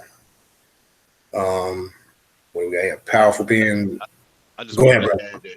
Sure. I just wanted to add that the Rams weren't supposed to be there anyway. We know who was supposed to be there. I couldn't get that out earlier. Yo, no, man. Yo, listen, man. To get back on that real quick, man. Look, all right. Look, I'm a passionate sports fan, but I can be real when my team suck ass. All right. You see, I got to be pretty bold to be wearing this Knicks hat right now. You got to be pretty as fucking terrible as we are. I know some people can't stand New York fans. We're not all. We're just passionate, but I can be honest. My Knicks are terrible right now. It's a complete rebuild process, but I'm loyal to my teams. Speaking of football, I'm a Giants fan, and you know the headaches going down. I know we've talked about this because I know you're a Philly fan. True. So shit. I mean, and I admitted to you, I was honest. Like the shit. For the last 10 plus years, we can't beat you guys. And then whatever the most bizarre shit will go wrong. I mean, just like crazy out. I mean, this actually been going on since, the Joe Pisarcik thing, the Miracle in the Meadowlands, it started there. Right. It's like this fucking bad curse that just doesn't go away. I'm passionate about my teams, but I got to keep it real, man. I feel for the Saints fans because how you not make that? That's number one. All right, look, I know. Come on, man. I know some people say, well, one play don't make a game, but that play affected. If you're going to sit there and tell me that play did not change the outcome of that game, you're completely fucking stupid. Come on. Yeah, no, that's true. Definitely. I mean, you got to feel for them. And then the bullshit calls in both conference championship games. First of all, that hands to the face on Brady, the Chiefs got fucking robbed in that game. There was some horrible calls in that game. And really, that drive would have ceased to exist if they didn't call that fucking hands to the face penalty. I mean, it's out of control with this. If you fucking graze the quarterback, it's a roughing the passer. The game has changed. I mean, you go back, you're my age. If you go back to the era, when they were hitting, go back to the 80s, 70s. Definitely. I mean, look at Andre Waters when Randall was playing. They played ball then. They let him play. That's right. It was real football back then. It's gone, man. It's just, and look, this is just how I feel about basketball now. Basketball turns me off because everybody's too busy looking pretty. Everybody wants to play a perimeter game now. It's fucking annoying. Everybody wants to chuck threes up. Give me the old days of the 90s where motherfuckers was catching elbows going to the, going to the hoop. They don't let these guys play no more. There's no more physical net. Even basketball, they call him fouls for every. Oh, his fucking left ass cheek grazed him when he ran by. Let's call a foul, bro. But this is professional sports. You know what I mean? Like, so what? How are you treating these guys like they little leagers and terrible. And it's crazy. It's nuts to me. They making real money playing this game. Like, let them play. But I mean, I get it. In football, the safety of the game but it's out of control. Concussion protocol, but still, you can't have a quarterback in a glass box, and he's. But how many calls have you seen over the years roughing the passer? How can a guy who's coming at you full steam put the brakes on? Right. Exactly. Because some of these calls really, they're not really late hits. It's just the guy can't. How do you, when you're running full speed and you got, let's say, a linebacker or a defensive end who's 250 to 300 pounds, that motherfucker can't stop on the drop. Momentum's going to carry you. There's nothing you can do about it. It's one thing if it's blatant, if you blatantly targeting, the guy's head or it's a blatant late hit. But this just getting really out of control. It's sad. It's really sad. It's terrible because I mean, I forgot who it was. It might have been Von Hayes. He was talking about like you're more worried sometimes out there, and it takes away from your performance if you're gonna blatantly hit a guy or not. I mean, what's the fucking rule? Like they can't clearly define what a late hit is and roughing the passer is, as opposed to not. Look, if you're our age old and people listening, you're a sports fan. We might be boring some people right now who are not sports fans. Oh well, get over it. Fuck it. We're gonna talk a little sports. I'm not gonna act like I really give a fuck. But let me stop. But no, let's be clear. If you're a sports fan, you see how much it's changed. Everything, basketball, football. Now I know a lot of people ain't really big on. I'm a huge baseball fan too, but that's a whole nother story. But with football and basketball, I can't, like, basketball just turns me off now. I mean, I don't know what it is. I just look, how many games do you watch basketball now? And like, let me give you an example. As a coach, it would drive me crazy. 2-3 minutes left in the game. Teams, you're watching your team. They're only down 2 points, 4 points. Why is there a need to chuck up threes? I never understood that. Because you got more than a 50% chance of getting fouled, taking it to the hole. Right. These guys were running up and down the court. Everybody wants to be Steph Curry now. Not everybody can be Steph Curry. That's it. Everybody wants to play outside. It's crazy.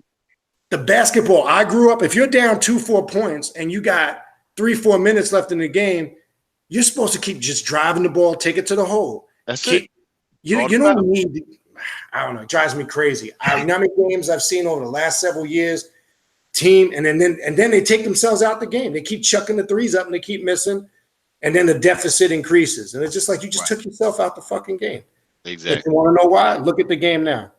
Name me the center position doesn't even exist anymore because most of the guys playing center now, they're what? They're basically power forwards. They're not centers. Right. There's no big man no more. That Shaq was the last true big man that played the center position. These guys don't. There's no true dominating big man in the NBA no more. Them days is over. Yeah, I mean, that's true. It's over. You don't have a Patrick Ewing no more. Nah, you know I mean, you see it out of Embiid every now and then, but you know. Yeah. All right, I will give you that. Yeah, Embiid is he's kind of on the cusp of that, and I think that's when the game was good because when you had those big guys to clog the paint up, it was a physical game. Now it's all pretty boy shit. You know, if they're not more busy showing their tattoos off, they want to look pretty running up and down the court and fucking chucking up threes. It's fucking annoying, man. I'm sorry. I don't watch as much basketball as I used to. Maybe it's because my team sucks ass. That has something to do with it. A little bit, but I feel you. I live in Miami, and I can't stand the fucking heat because I hate Pat Riley and what he did. Right. I know they call it hate, but I call it what it is. But I just hate the way he left the Knicks. And I can't stand how he just came down in the middle of the season in 2006, took the coaching job. And Van Gundy was leaving because he wanted to spend time with his family. This motherfucker coaches the following. And they paid him hefty money to step down there. Anyway, that's another fucking story. I can't stand Pat Riley. I hate the fucking heat. And I live here in Miami. I'm with you there. Hate the fucking heat, man. Can't stand the heat. Yeah, but the Knicks are my only team I haven't seen. Yeah, they won in 73, but I was 2 years old. I don't remember that shit. And all I have is nightmares about the fucking 93 playoffs against fucking Houston when Starks was chucking threes up. I don't know what the fuck he was smoking that night. We were up 3-2, blew that. And San Antonio, we had no chance in 99. I knew we were going to get our asses kicked in 99. That was just, we were fortunate as an 8 seed to even make the play. That was that strike short year. Remember that shit? Anyway. All right. Enough of sports. I remember. Sorry, my mic was off. Yeah, no. Yeah. All right. We're turning this into fucking Sports Center. My bad. Sorry about that. Sports break. There you go. All right. So let's see what else we got in the chat. Go through a couple more things here. Sorry, we had a sports moment there. I hope we didn't bore people for those couple of minutes. If you're a sports fan, you probably enjoyed it. Maybe we should do a fucking sports occult show. That's going to be my next thing. Let's see how I could attack that shit. Damn, what the fuck? All right, hold on. Bear with me, people. All right, let me find out where I left off. I want to get to some more of these questions and comments. Again, if you want to call in, 561-962-1137. All right, we got some more sports comments by John Trabacchino. Hopefully I said it right. Defense. Super Bowl was like playing chess. Yes, it was. John also says AFC Championship, the Kansas City Chiefs were robbed. 100% agree. Mandela Born, I know you in New Orleans. The Saints got robbed. Yeah, that's something I don't think nobody's going to. It's kind of fucked up because what happened to the Saints the year before against the Vikings? Man, damn. To have two things back to back, I mean, heart-crushing things to happen. I mean, you don't see that. I mean, they had that game locked up against the Vikings. That dude, I don't know what the fuck he was smoking, that DB that missed that tackle. That shit was fucking. To get your dreams crushed like that and then to get a snatch the next year, damn, that's some pain. Yeah, that's why I said, man, it's tough being a Saints fan. I feel for them, man. All right, what else we do? Only agrees with all goons aren't helpful. Let me just go through some of this.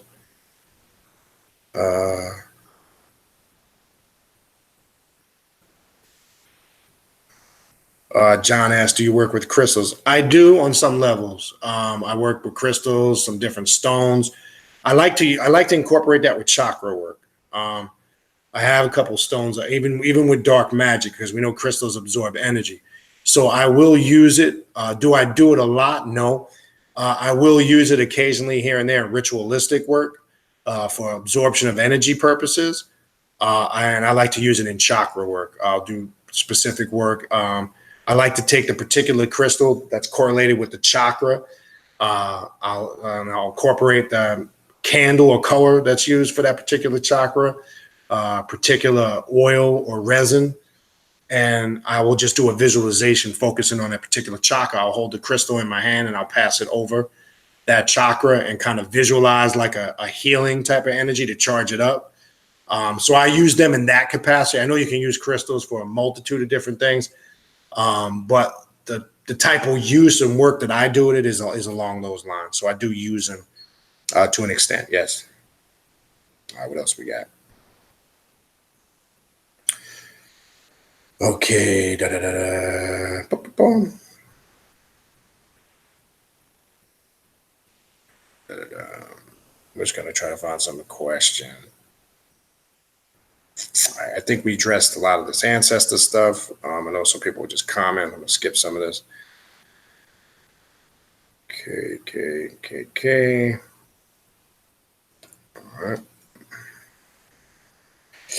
All right, John says, before my wife died, she told me and our daughters, do not summon her because she will come. That's powerful.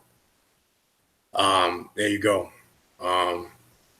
And sometimes, again, not sure what your wife, I would assume she was going through some type of terminal illness or she was hurt in some capacity. And I know this from experiencing death with loved ones, several over the years. When they sense that transition, they do tap into a certain level of awareness before they actually make the transition. We call it the death current or the death energy, and that's not a bad thing. Most people would hear that and think it's something gloomy and doom. Usually when you say that and your wife made a statement like that, she tapped into the awareness. She was already sensing what the transition is. That state of mind or that existence one, transitions into. That's powerful shit. Similar experience before my father went. So I can connect to that. But yeah, powerful. Okay, so only got a topic, the business. Okay, I see you about to get straight real to the point. All right, that's cool. All right, we're gonna put the text. That's gonna be the title. And again, I made that announcement earlier. I know Oni wasn't in here. It is on the Instagram. It is on the Facebook. She will be on March 21st. She's gonna be on Primordial Chaos Radio. We're gonna be talking to her about a bunch of different things. She's gonna share with her experience, not just because she's a female, about female energy things and sexual. No, I'll throw up. Just hearing myself say it makes me want to fucking puke. No, she's going to talk to us as a teacher from wisdom, knowledge, and experience, period. Okay, let's stop getting caught up in this male-female separation. And the reason why I reached out to her to bring her on, as I said before, I actually had the privilege of linking up with her. And the stuff she talks about, I know she deals with. So let's just deal with it from a teaching aspect. And so I'm looking forward to her coming on in a couple of weeks, sharing her experiences.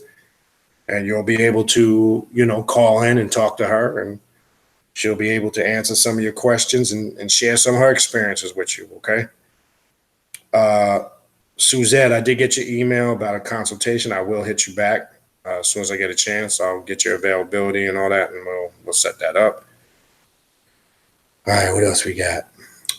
Billsy and Bad and Bruja. All right, good to see you back. Tuned in driving. That was at 10:02. So I'm not sure if you're still driving now, but good to see you. Sorik asks, what is the significance of parchment paper? Well, parchment paper has been used ritualistically over many, many years. It's used for seals. It's been used to write pacts, contracts. It's always been used in the occult or working spiritual rituals ritualistically. It holds a spiritual significance. It also scrolls were written on this, the papyrus of ancient Egypt. A lot of ancient writings were recorded down on. So it holds a spiritual significance. But for a magical tool, it can be used where sigils and symbols are drawn on them and seals are put on parchment paper. So there's various different uses for it. You can incorporate those uses if you so choose, for magical purpose in your ritualistic work. When you put it on parchment paper, as far as the ancestral altar, how it came up earlier, again, writing that out tends to sometimes, some people like to use dragon's blood because it's that blood link with your ancestors. So long story short, it's just another tool one can use in their work. But it's something that's been utilized ritualistically for a long period of time. All right. Hopefully that answers your question. Peace, Sister Trina. Good to see you here. Hope everything's good with your new house and you're moving in. I know you've been getting settled in the last couple months. So I know you made a big move cross country. All right, what else we got? Oh, that's pretty cool, John. John Trabacchino. I have pictures of my great grandparents. I do too. Crazy shit is I got pictures of my great grandparents' wedding, and my grandmother has literally, and I'll put it up there. Let me show you this. She has literally a fox. You know how people wear a fur coat?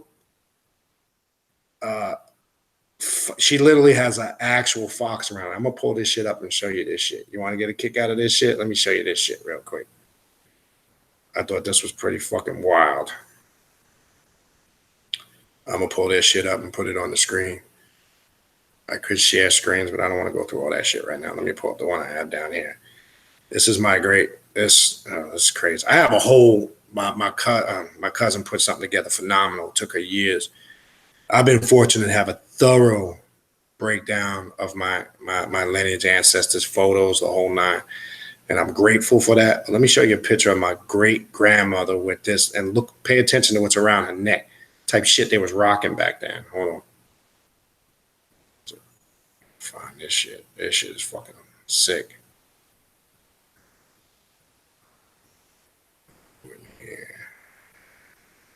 Speaking of great, and by you saying mentioning great grandparents, it brought that to mind. I gotta find this shit though. It's amazing all the damn photos you accumulate. Fucking crazy. But let me find this shit. I just that's pretty wild shit. Oh, here we go. All right, here's a picture of my great grandmother. Look what's around her neck. I'm gonna show that to the camera. I don't know if you guys can see that. Look what she's got around her neck. Fucking dead fox. They was really wearing fur back then. Okay, and this is early 1900s. That's some crazy ass shit. Look at that shit. That's a fucking, can you guys see that? Hopefully you can see that. I know there's a glare. I'm going to pull back to remove the glare. I don't know if everybody can see that, but that's a fucking dead fox around a goddamn neck. That's type the chinchilla. I guess they really took it to the extreme, but that's the shit that they, so it's pretty cool when you can have pictures like that. Let me show you some other ones. It's crazy. Look at the wedding. Look at the gear. Yeah, here's a wedding photo. Look at this shit. I know this is kind of old black and white. It might be hard to see this, but look at this shit. Look at that wedding photo. I don't know if you can see the shit that they wearing. That shit is crazy. I mean, look at the tuxedos. I know it's kind of hard to see on here. I really should pull it up, share screen. But I think it's fucking crazy. Hold on. This one here is pretty. I don't know what the fuck this is here.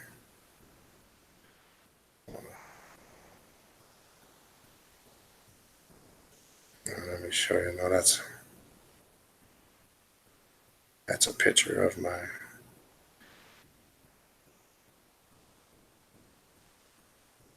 Picture mine. I'll show that. But anyway, get the point. I think it's pretty cool when you have. I know it's not everybody has that, but I think it's pretty cool when you're able to have pictures that go that far back. All right, so what else we got? Let's see, and this thing just keeps. Okay, there we go. I found my spot.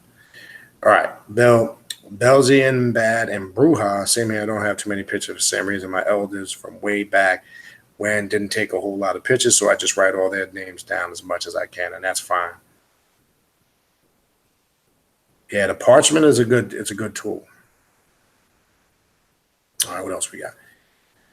Yeah, you can use the brown. Yeah, that's another thing. I see Todd typed it in and a couple other people. Yes, brown, the brown paper bags. Remember when, the brown paper bags as kids? I don't know if they still utilize it now. I know everything's high tech. Remember when we used to go to school and get those brown, they still sell them in the store. Those brown paper bags for lunch, those are good too to use for that. That works too.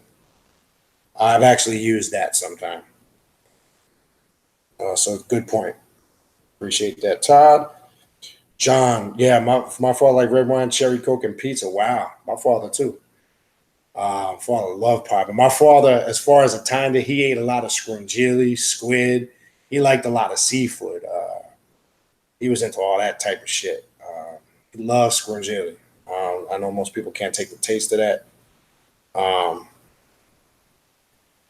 I think some people don't really know what real. Brother Jack, what's going on, brother? So, man, my bad. It's all right, brother. That's right. I know the midgets came through, brother. It's okay. Yeah. Shorty, the whole little crew, Shorty by Nature came through, man. Shorty by Nature. Yo, that's fucking hilarious, Shorty by Nature. Yo, I don't know about you, brother, man. Last night, I'm gassed, man. Yeah, it was a late one last night. Yeah, it was a late one there, brother. I'm just going through the chat, brother. I'm trying to finish up with the chat here. We're just kind of kicking it with the homies. John, where are you from? Where do you live regionally? What state are you in? I'll see if you type something down there. Oni says I get my mom her favorite cookies, Malamars. That's cool. There you go. I mean, that's great stuff to do. My mom loves Singapore chow. Okay. I use Bacardi because my ancestors. This is Belgian Bad and Brew. I use Bacardi because my ancestors' spirits tale of rum. We often use Bacardi for a number of different things. So there's always like a rule of thumb in whiskey. That's cool. Powerful Ben. Yeah, I don't know if he's still here. I told him to call back in. I guess you're from New York, John. That's why I was asking. So say you're a Knicks fan. I feel your pain, brother. I know. I gotta be bold to wear this hat. It's not an easy thing to do lately, because they suck straight ass right now. You're a true fan, though, brother B. It's tough. Listen, man, the Knicks will break your heart. They get your hopes up, and then bam. Thing that baffles me, how such a major market can't put together a fucking winner, man. The worst upper management in sports, man. And personally, I still don't think we've recovered from the Isaiah Thomas years. That's been shit. As soon as Van Gundy left, everything went to shit, man. We haven't never recovered after Van Gundy left. It's just been, we had the little 2010 run. Really, I was at Yankee Stadium when we signed Amari Stoudemire. And he was in the press booth, and they announced it during the 7th inning stretch. That's when we didn't get LeBron. And then when I realized how much money they paid him, And mind you, he was just coming off a bad knee injury. I'm like, oh, Yeah, he didn't do nothing though. He didn't do anything right that year, right? yeah, one, maybe 2 good seasons. And that was it. I mean, his first 2 seasons in New York, that was it. After that, the injury started kicking in again. His play started to decline. You know, we had them 2 good years with him and Melo, and that was it. You know, and then the Jeremy Lin sensation. Remember that? Everybody, they fucking were riding that shit that year. He was pretty dope though. He was dope. Yeah, but what has he done since then? He's bounced around from team to team. I mean, he's a nice little compliment off the bench for some garbage time now, but Some garbage stuff. I got called for what it is. He had a good little run with sensation. I still look.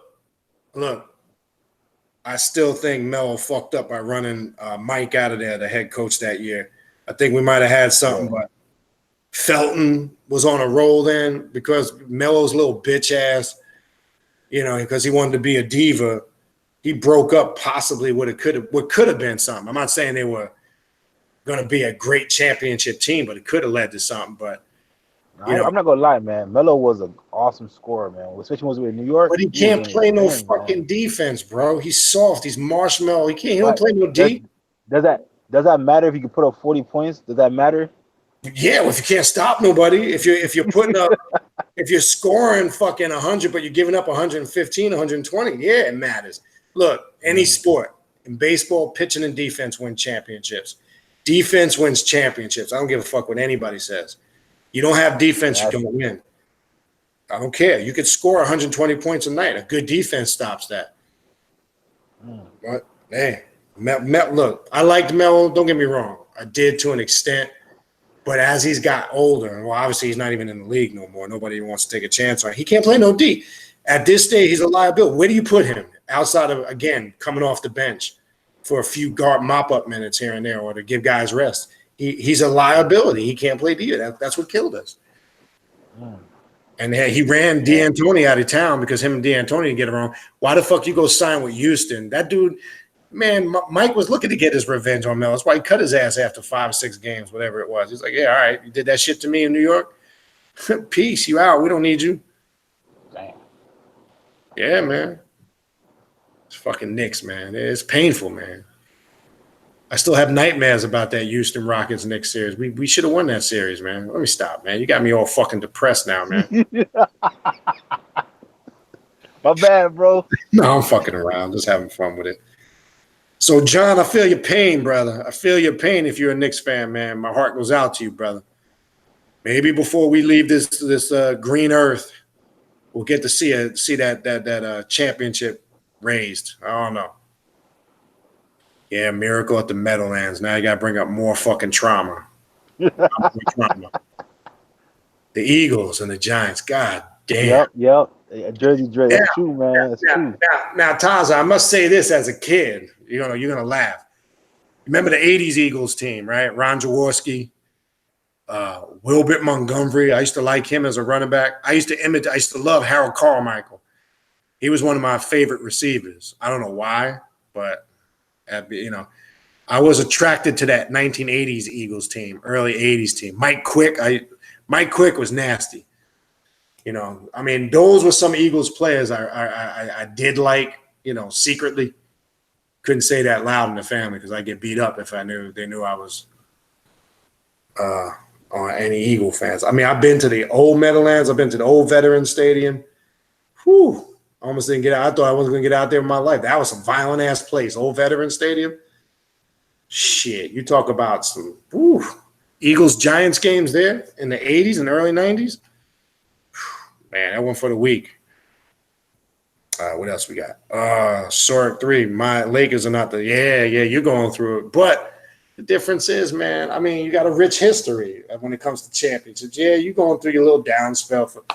And no offense, LeBron ain't going to be able to save the Lakers. Look, he had a better team in Cleveland than he got now. And so that pretty much says it. It's a decent, mediocre team, and he makes it mediocre. Without him on there, you're probably just as bad as you were last year, unfortunately. But the difference is you guys got a rich history, man. I mean, look at the history of the Lakers. Look at all the championships. Look at all the great Hall of Fame players. So it's a little different. You could take the blow now. The Knicks, what do they got? fucking championship in the rich history that they got. One fucking championship. And what was that, 40 fucking years ago? It's painful, man. It's pain, man. You guys are bringing up all this trauma. I got to do some ritualistic work to get rid of this, man. I thought I was over this, man. What are you guys doing, man? You're bringing this shit up, man. Let me stop. B, I was there with the Eagles, man. Trust me, I understand. Oh, well, you know how many times the Eagles came close over, and the Eagles had some great teams over the years, man. Exactly. In the 80s and 90s, I really thought when Buddy Ryan, I thought, man, you guys had a nasty fucking defense during that time, man. Norman Brayman destroyed that team, man. Right. He sucked, man. He didn't care about the game. He didn't care about nothing. No, We did something with that team. I agree. I mean, look, for years, you got a great winning, but I mean, you guys always put out for most part, year after year, solid teams. But man, yeah, it sucks when you get close and you just can't. Now, the one team I can talk shit about, I know everybody hates my Yankees. You can't fuck with my Yankees, man. I don't think we'll all be dead before anybody catches up. That's the winningest franchise in all sports. Nobody got more championships. They got more than the Montreal Canadiens in hockey. That's pretty fucking crazy. I know everybody hates, but fuck all the haters, man. I know not many people are baseball fans, but I'm a huge baseball fan. All right, so what else we got here? We got people bringing up sports trauma. John's talking about the 1970s Knicks, so you might be slightly older. I'm born in 71. I don't remember too much about the 70s. I started probably really getting into the Knicks in the early 80s during the Bernard King era. That's when I really started watching the Knicks. Early to mid 80s is when I really started. Now, you got to remember, we had the longest playoff streak. I forgot. It was from 80-something to the late 90s until we started sucking ass. But we set the record for making the playoffs the most consecutive time. And what do we got to show for that? Nothing. Oh, shit. Wacky J's bringing up the 88-89 Pistons. They were some brutal motherfuckers, man. Bill Laimbeer. God, everybody wanted to beat that dude's ass, man. See, that's when basketball was basketball. Them 80s, 90s Pistons teams, the 90s Knicks teams were no joke. Anthony Mason. Oh, man. I mean, he basically was just out there to beat people up. I mean, he had no basketball skills. He was just out there to just elbow motherfuckers, punch people, rough people up. Yo, that's literally what it was back then. It was crazy. Yo, them damn 90s Knicks teams, nobody wanted to face the Knicks during them period. They were physical. Ugly games. You go face the Knicks, high 70s, low 80s. You know, when you played the Knicks teams back then, you're lucky if you got to 90 points in them games. It was grind out games, man. Ugly, physical basketball. That doesn't exist no more. Now, it's common for a team to throw up 100 points every night because everybody's chucking threes up, man. Oh, shit. John's going way back. Johnny Unitas, Bart Starr, Terry Bradshaw. Wow. Yeah, you're going back to classic. Back in them days, shit. My father was a huge Packers fan, only because of Vince Lombardi. When Vince Lombardi, he was actually a Giants fan, but when Vince Lombardi left the Giants, my father stayed loyal to Lombardi, so he became a lifelong Packers fan. Yeah, Bills here in Bad Brew. Yep, the Saints again. Yeah, fucked up. Bobby Lane. Wow, but he going old school. Yeah, some people probably don't know what the fuck we're talking about. Yeah, John. Oh shit! Here's a throwback for you, Tyler. John brought up. Remember Van Brocklin, 1960 film. Shit, that was the old. That was the old NFL. That wasn't even. That's when the NFL and the AFL was separate. It wasn't even the NFL then. Yeah, that's when they said we never won a Super Bowl. We won a championship. Right. Well, technically, if you count before the AFL and NFL merged just as the NFL, before they just became the NFL, technically on record, and I'm almost certain I'm right. I don't think it's changed. The Giants have the most championships than any team if you count prior to the merger. When you just deal with that aspect of it. Now, we in the Super Bowl era, we've been to, what, 4 or 5? No, 5. We were 86, 90, 2000, 2007, 2005 Super Bowls. We got 4 out of 5. And I forgot how many NFL championships. But I know if you add the 4 Super Bowl titles with the NFL championships, I could be wrong, but I'm almost certain it's the most combined. So I'm gonna have to talk shit about that and throw that shit in there. Fuck that. That's something, at least. Something to brag about. God damn. Right. Compensate for my whack ass Knicks. They Say stuck out. W's a W, right? So There you go. W's a W. I don't give a fuck. All right, so what else we got? John says, I think LeBron James should have gone to the Knicks. Man, I agree with you, but I got one thing, man. Fuck LeBron James with his old receding ass hairline. Fucking hope he suffers over there in LA. I think he made a mistake. Yeah, I mean, his career and money. Really, at this stage in his career, what has he got to prove? You know, at that point, you won championships, MVPs, finals MVPs. So, I mean, going to LA was a life move. You know, it was business. It's where he's going to retire. So, but I don't think the Lakers are anywhere near a championship team. They're missing. If you take LeBron out of the equation, then they're really no better than last year. And then please stop hyping this Alonzo Ball kid up. He is average at best, and that might be pushing it. He's not that good. I'm sorry. Great ball handler, great passer, but you're seeing just how mediocre he is. I'm sorry. Him and his loudmouth ass father, Jamello and Marshmallow and all the other kids that come along with it. Yeah, John, yeah, you're right. 2 for 12 in that when Starks was chucking up the threes in that game. And why the fuck Riley kept feeding him? Oh my God. All right, I'm going to have to do a ritual tonight after I get off of this shit to remove this. That I still see him chucking them. Man, Brick City. You talk about a dude that was, I mean, don't get me wrong. There was many great moments of Starks. And when Starks was hot, he was hot. But that's the thing with threes, man. Sometimes you blazing, smoking, and then, man, but when you're off, oh, my God, you look terrible, man.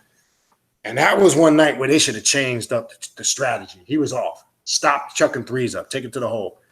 But I knew when we lost games, right? Come on, man. That makes a game. When you take it to the hole, man, that makes a game. You know? Big time. But I knew no more. Because we were in Houston for 6 and 7, and we were up 3 games to 2. I said, if we lose game 6, we're not going to win game 7. I knew it. That was the game we had to win. Brother Phil says he has a pyramid, moonstone, crazy dreams when he places it under his pillow. Cool. Oh, sorry to hear that, Brother John. Your wife died from leukemia. Yeah, my condolences, brother. Elevate her spirit. I'm sorry to hear that. My father died from cancer too. So, I mean, that's never a pretty thing, man. You know, it's not. Look, man, when you watch people go when they suffer from a terminal illness, it requires, in my opinion, a certain strength. And I know with my mother, she died from complications of MS, multiple sclerosis. It was really her immune system that did her in. And watching my father, knowing how prideful and strong he was, we took care of them at the house. I mean, we don't believe in institutionalizing people in my family. That's just, it's a pride thing. It's an old school thing. But it's tough for children to watch that. It's tough for even adults. It's not easy to be an adult, but it takes a lot of strength, man. To me, it's stuff like that in life that tests your fortitude and your strength. To me, that's more challenging than dealing with a lot of the bullshit that we complain about. It makes you realize, stuff like that makes you realize half of the shit people complain about is just nonsense. People bitch about stupid shit, but I always say when I run into elders, one thing I always say to elders in my travels and doing business and just out and about, I love kicking it with the elders, and they're just happy to be alive. And I said, hey, look, you got your health, you got that, you got everything. If you can get up and walk, you got 2 eyes to see. You know what I mean? You ain't got shit to complain about. It's just, I talked about this a while back on a video. We take for granted the everyday things we have. Just think about, look, I'm not saying this to be funny. Just think if you couldn't wipe your ass. Think about it. There's some people that can't wipe their ass. they got to have somebody else do it for them. See, we don't think that that's critical or important because we're accustomed and it's always there. Just think if you couldn't wipe your ass, if you couldn't drink on your own, you couldn't see, you couldn't hear, you didn't have full control over your body, your legs weren't functioning, your arms. So next time you bitch, moan, and complain, reflect on there's people that are in that situation. And I ain't trying to, draw sympathy on it, but it's a reality. I mean, if you can walk, you can see, and you got your health, you shouldn't be bitching and moaning about anything, man. We tend as humans to just, I can't stand whiny, bitchy people anyway. I can't stand people that complain. We just don't mix.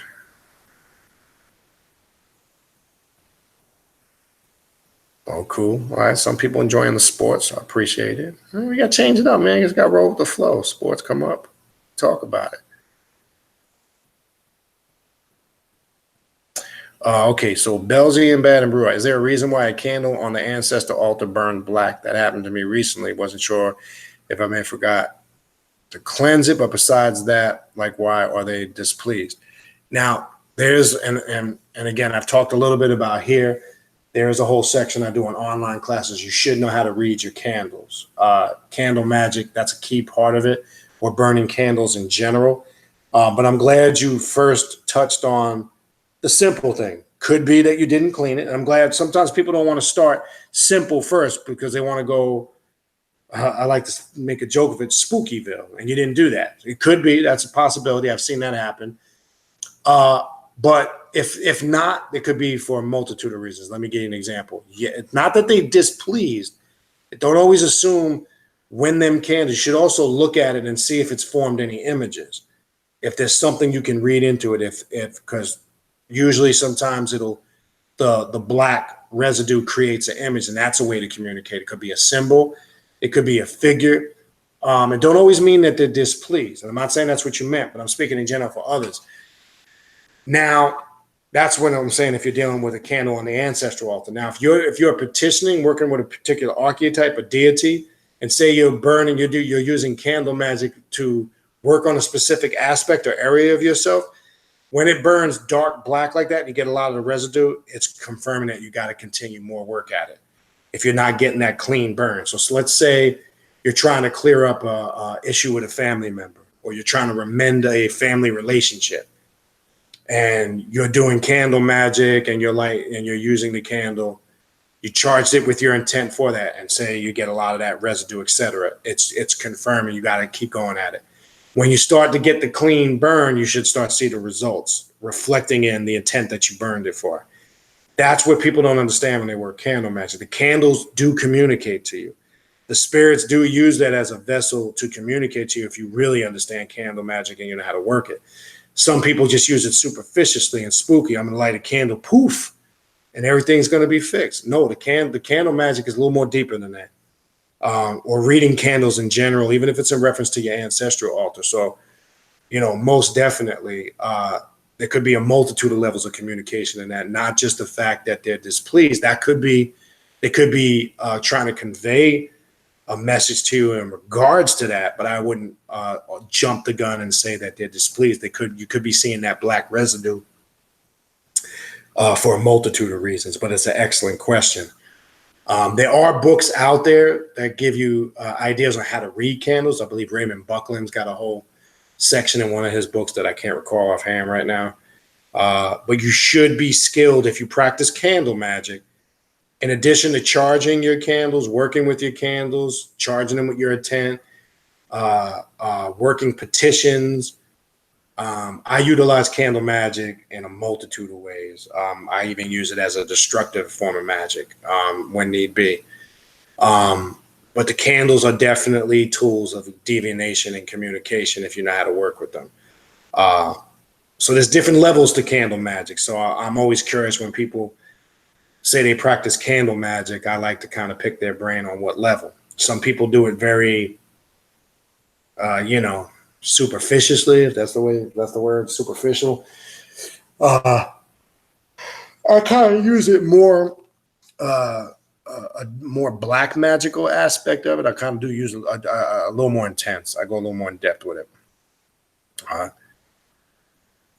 What else we got? All right, Jersey Dread came back at 10:30. All right, peace. Oh shit, Mandela boy, that's old school. My mother used to use that. That's the brown paper bags from the grocery store, which I don't even know if grocery stores. I don't think they use that to show you how old I am. My mother used to take. I remember that from ShopRite in New York or Pathmark. She would take the. That's old school. Wow, clear as day. My mother would use that to cover out school books. I remember that shit, brother. She used to take the scissors, shape them up, get the Scotch tape. That's what we used as book covers back then, man. Totally forgot about that till you just brought it up, man. And then you draw on them, B. You draw on all your books after that. That's right. Yo, that's crazy, man. He just brought up something totally forgot about, man. But clearly remember now, man. That's what my mother did with the brown paper bags, covered out school books with them, man. That's old school, man. That's old school, man. I was gonna say, man, things were so much more simpler back then, man. Different era. What I would get to be a kid again, and I was fortunate. I had a great childhood, man.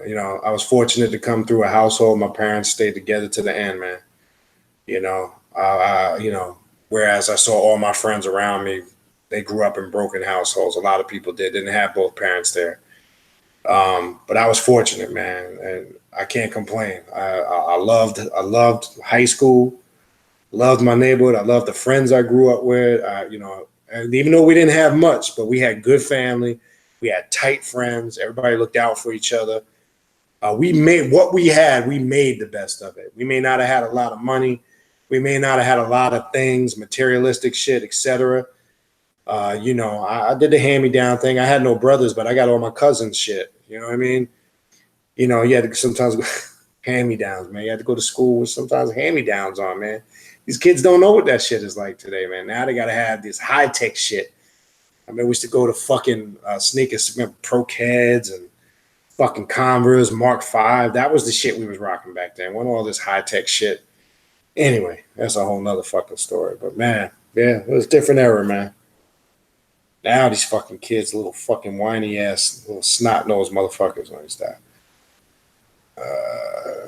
But hey, Mandela Born, I appreciate that comment, man. Bring back some memories with that shit. Oh, John, you from Mass? Okay. So you don't root for any New England teams, or are you from? Is that where you're originally from, or you just those are the teams you rooted for? I'll see if you put something later down. Originally from White Plains. Okay, that's what I figured. Yeah, White Plains, New York. That makes sense. And I got a lot of friends in Providence. I got a couple of friends in Mass. I got a lot of friends that left New York and moved to Providence, Rhode Island. That's like a small New York to me. I go to Providence frequently, actually. I got a lot of good friends in Providence, Rhode Island. Williamstown, okay. Yeah, I like the area up there, man. I just like that whole, that's, I'm really born and raised, but I like that whole area up there. So, man, you must fucking, I don't know if I heard you mention any baseball teams. I don't know. You may not be a baseball fan. But, yeah, if you are, you got to deal with all that red. I can't even say the word Red Sox. When I do, like, throw up comes right here. Anytime I say that word, I just get, like, vomit feeling right here. Let me stop. Yeah. All right. So, what else we got? The Insanity, yeah, with Jeremy Lin. Yeah, people was right. Oh man, there's an area in New York in Flushing, Queens. It's all Asian, a lot of Chinese people. And I didn't live far. Where I lived in Queens wasn't far from Flushing. The side of town I grew up on, where I grew up in New York, everybody was Mets fans. I was a Yankee fan. Everybody was Jet fans. I was a Giants fan. Not because I did it intentionally. It's just the teams I rooted for. Because I lived close to where all those teams played, but I didn't root for any of those teams in New York. I rooted for whatever reason. I don't know why. But yeah, Linsanity, boy. Them people in Flushing, man, the whole Asian community in Queens, boy. They felt like they was part of the team when Jeremy Lin was lighting it up for that period. Linsanity. What else we got?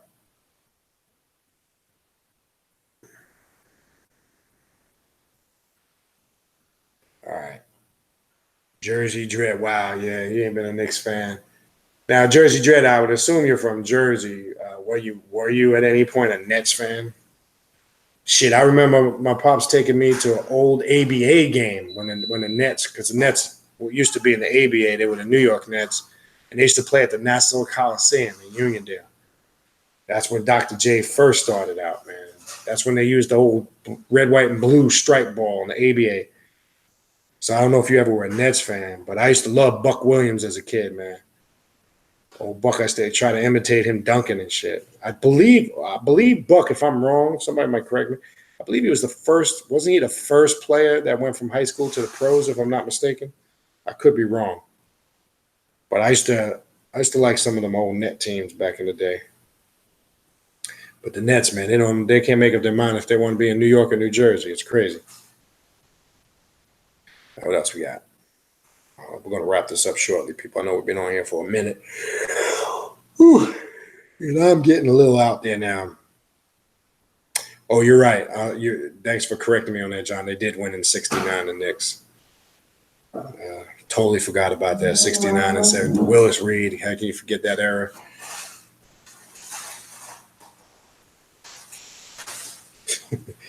Sorg 3 got to rub it in with the Lakers' rich history. Yes, you guys do. I got to be honest. You got to.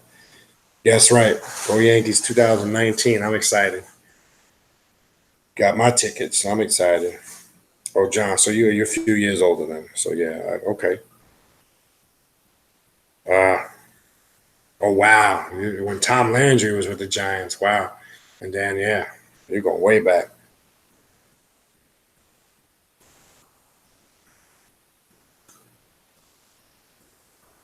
Oh, man, yeah. Well, if Landry went to the Cowboys, makes sense.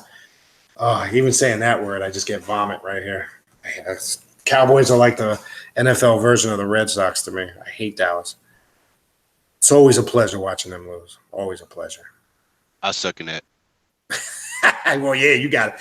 Their NFC East opponent, man. Nothing like watching the Cowboys lose, man. I second that, definitely. I can't stand watching them. They're the worst. Their fans are the worst. Can't stand it. But you know what somebody told me from Texas?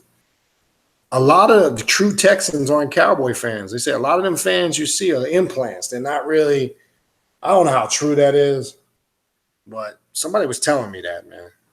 That might explain why a couple of my brothers I work with, they said they went they've been to Dallas. They've been to a couple games down there. And they said the people, they treat them nice. They had their Eagles, jerseys on and they're respectful. That doesn't happen when they come here. They come to the link, they get the business. But they said down there they're real nice. So maybe they're not as into their team, as we are. I don't know. That may or may not be true. Well, and I know, like for an example, in New York, during them times in the 70s and 80s, all right, the Giants didn't really start getting good to the mid 80s, 84, 85.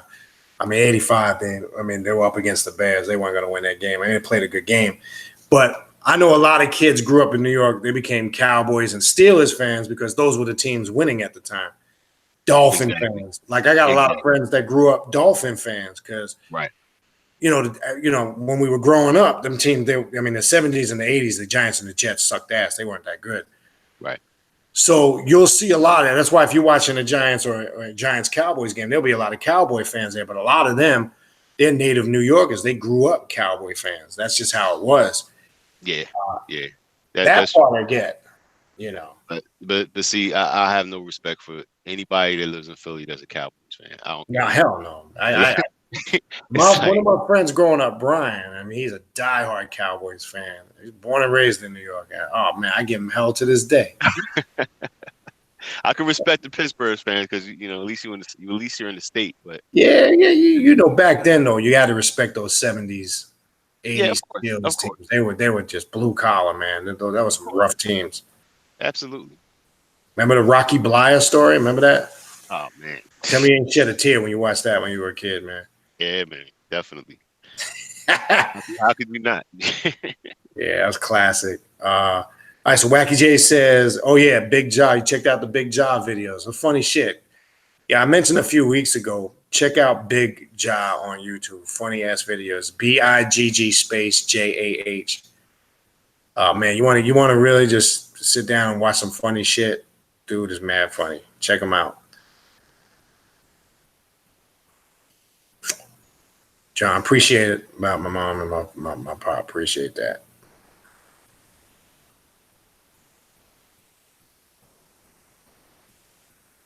Yeah.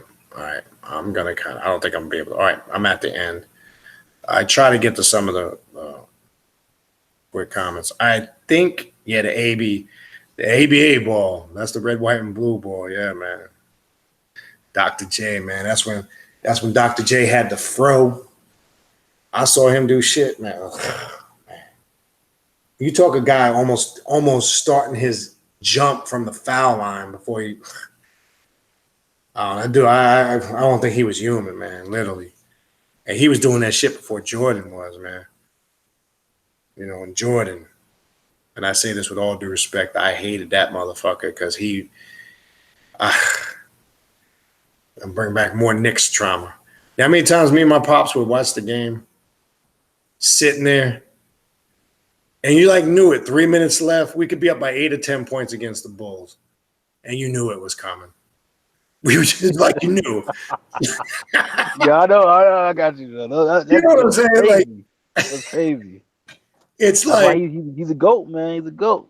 You know what I used to do when I was young and watch them games? I would just stare at the clock, and like I thought by staring at it, it would make the clock run down quicker. And you knew. It's like shit. 3 minutes, 2.5, 3 minutes to Jordan was like a whole quarter. And it's just like, all right, when's it gonna happen? When's the collapse coming? Yeah, I never got that. I didn't understand I never got that. That was weird. Like, it was at the end he did that. Yo, Jordan would light us up at the guard. He loved He was a playing beast. against us. He loved playing at the guard, and he would kill us. He was a killer. He was a Nick killer, man. It was painful watching him tear us apart. I mean, he would pick us apart, man. And this is why I say, I mean, I can't stand when people compare players now. Like, you can't compare, in my opinion, LeBron with Michael Jordan. You just can't. It's two different styles. Only reason why I'm not saying this because I'm loyal to my era. I think Jordan, all right, yeah, you could say LeBron's playing against maybe more athletic type of competition. I don't really know if that's true, but I think Jordan was going up against big men every night, man. He was grinding it. And he could shoot from the perimeter. He was a small guy. He wasn't as big as LeBron. He was very small. But he was going up against some monsters, man. LeBron don't got to face that big physical force night in and night out. I mean, Jordan was facing them tough Knick teams, them tough Piston teams, man. He was facing all them big boys out west, all those big centers that played in the Western Conference during that time. And he was lighting it up, man. I mean, to me, it's just my opinion, I think he's the greatest player that ever played. But back then, he was taking it to the hole, right? He used to take it to the hole like crazy. And I'm saying these guys are like, throw elbows at you and everything, man. He didn't care. I mean, he had no chink in his game. The guy played great defense, great ball handler, great shooter. You know, he had paint game, took it to the hole. I mean, you can't say that about LeBron. Yeah, LeBron can take it to the hole, but it's not the same. I mean, it's not, LeBron's he's a good shooter. I think he's a lot more aggressive about the game compared to, I don't know, it's different. But it's different ball game. I'd still have to give the nod to Jordan. If you said overall, then I think if you took Jordan from that era in his complete prime at the top of his game and put him in the league now, he'd fucking dominate. I don't give a shit what anybody say. He would dominate. The type of defense they play in the league now, you mean to tell me Jordan wouldn't have lit it up even better than he did during the defenses I think the defenses he played again during his era was way more tougher than the defenses that they play right now. They don't play a lot of that man-to-man clogging the paint. They don't play that shit no more. So pick and roll, zone. They don't play that shit no more like they used to play back then. Back then it was constant double teams, clogging the paint. They don't do that shit. I think Chicago used to play like that when they had Jimmy Butler and Joakim Noah and they just play that, but I don't really see teams play that no more. Why you got to bring up more Knicks trauma? Why you got to bring up Noah? He sucks ass, man. Straight, Another man. bet. We get all these players. The last 10, 15 years, we get all the players when they fucking out of their prime and washed up. Yeah. Damn. Bubblegum cigars. Wow, I haven't heard that one in a while. Shredded beef jerky. All right. Anyway, I think that's gonna it. I think we overextended our stay here. We're gonna wrap it up. I know it's been a while. I know this thing went all over the place tonight, but I had fun. Other than that, we'll have this call-in number. I'm glad to see people called in tonight. I know a couple of you came in here live as usual. Brother Jag, Brother Taj, I appreciate you guys coming in, giving your input. It's always a pleasure having you guys here, sharing, commenting. So this is good. Now we got a call-in number. You guys can come in live. For all the shit that I mentioned earlier, spiritual consultations, readings, online classes. Again, for the people that did sign up, I have not forgotten to send you the list. It's just we had a lot going on this weekend with the ritual and the drumming the next night. I did not forget for all those that did sign up already and registered. I will get that stuff to you. Just be patient. You'll have it in plenty of time. That is one of my goals for this weekend. So it's just that and working with clients. It takes up a lot of time. Just be patient with me. So if you are interested in signing up for the online classes, begin March 23rd. Consultations, readings, the ritual that's coming on March 29th. If you need information on any of that, send me an email, khnum19@gmail.com, khnum19@gmail.com. Check out the Instagram page, Primordial Chaos Radio on Instagram, and check out the Facebook page, Set Heru on Facebook. It links everything. Keep in mind the upcoming guests we got coming on. Don't miss this Thursday. Bal Cadman is here Thursday night, 8 p.m. You do not want to miss that. He rarely does public appearances. Do not miss that. We're gonna go in. We're gonna go in and have a nice conversation on his new book and other things. All right. Anyway, I appreciate you guys. Peace. You might see this live. Sometimes this live thing don't shut down. It might be on there for a while till it cuts it off and does the feed. I don't know what that is, but we're gonna be gone. But anyway, I appreciate everybody tuning in. Peace.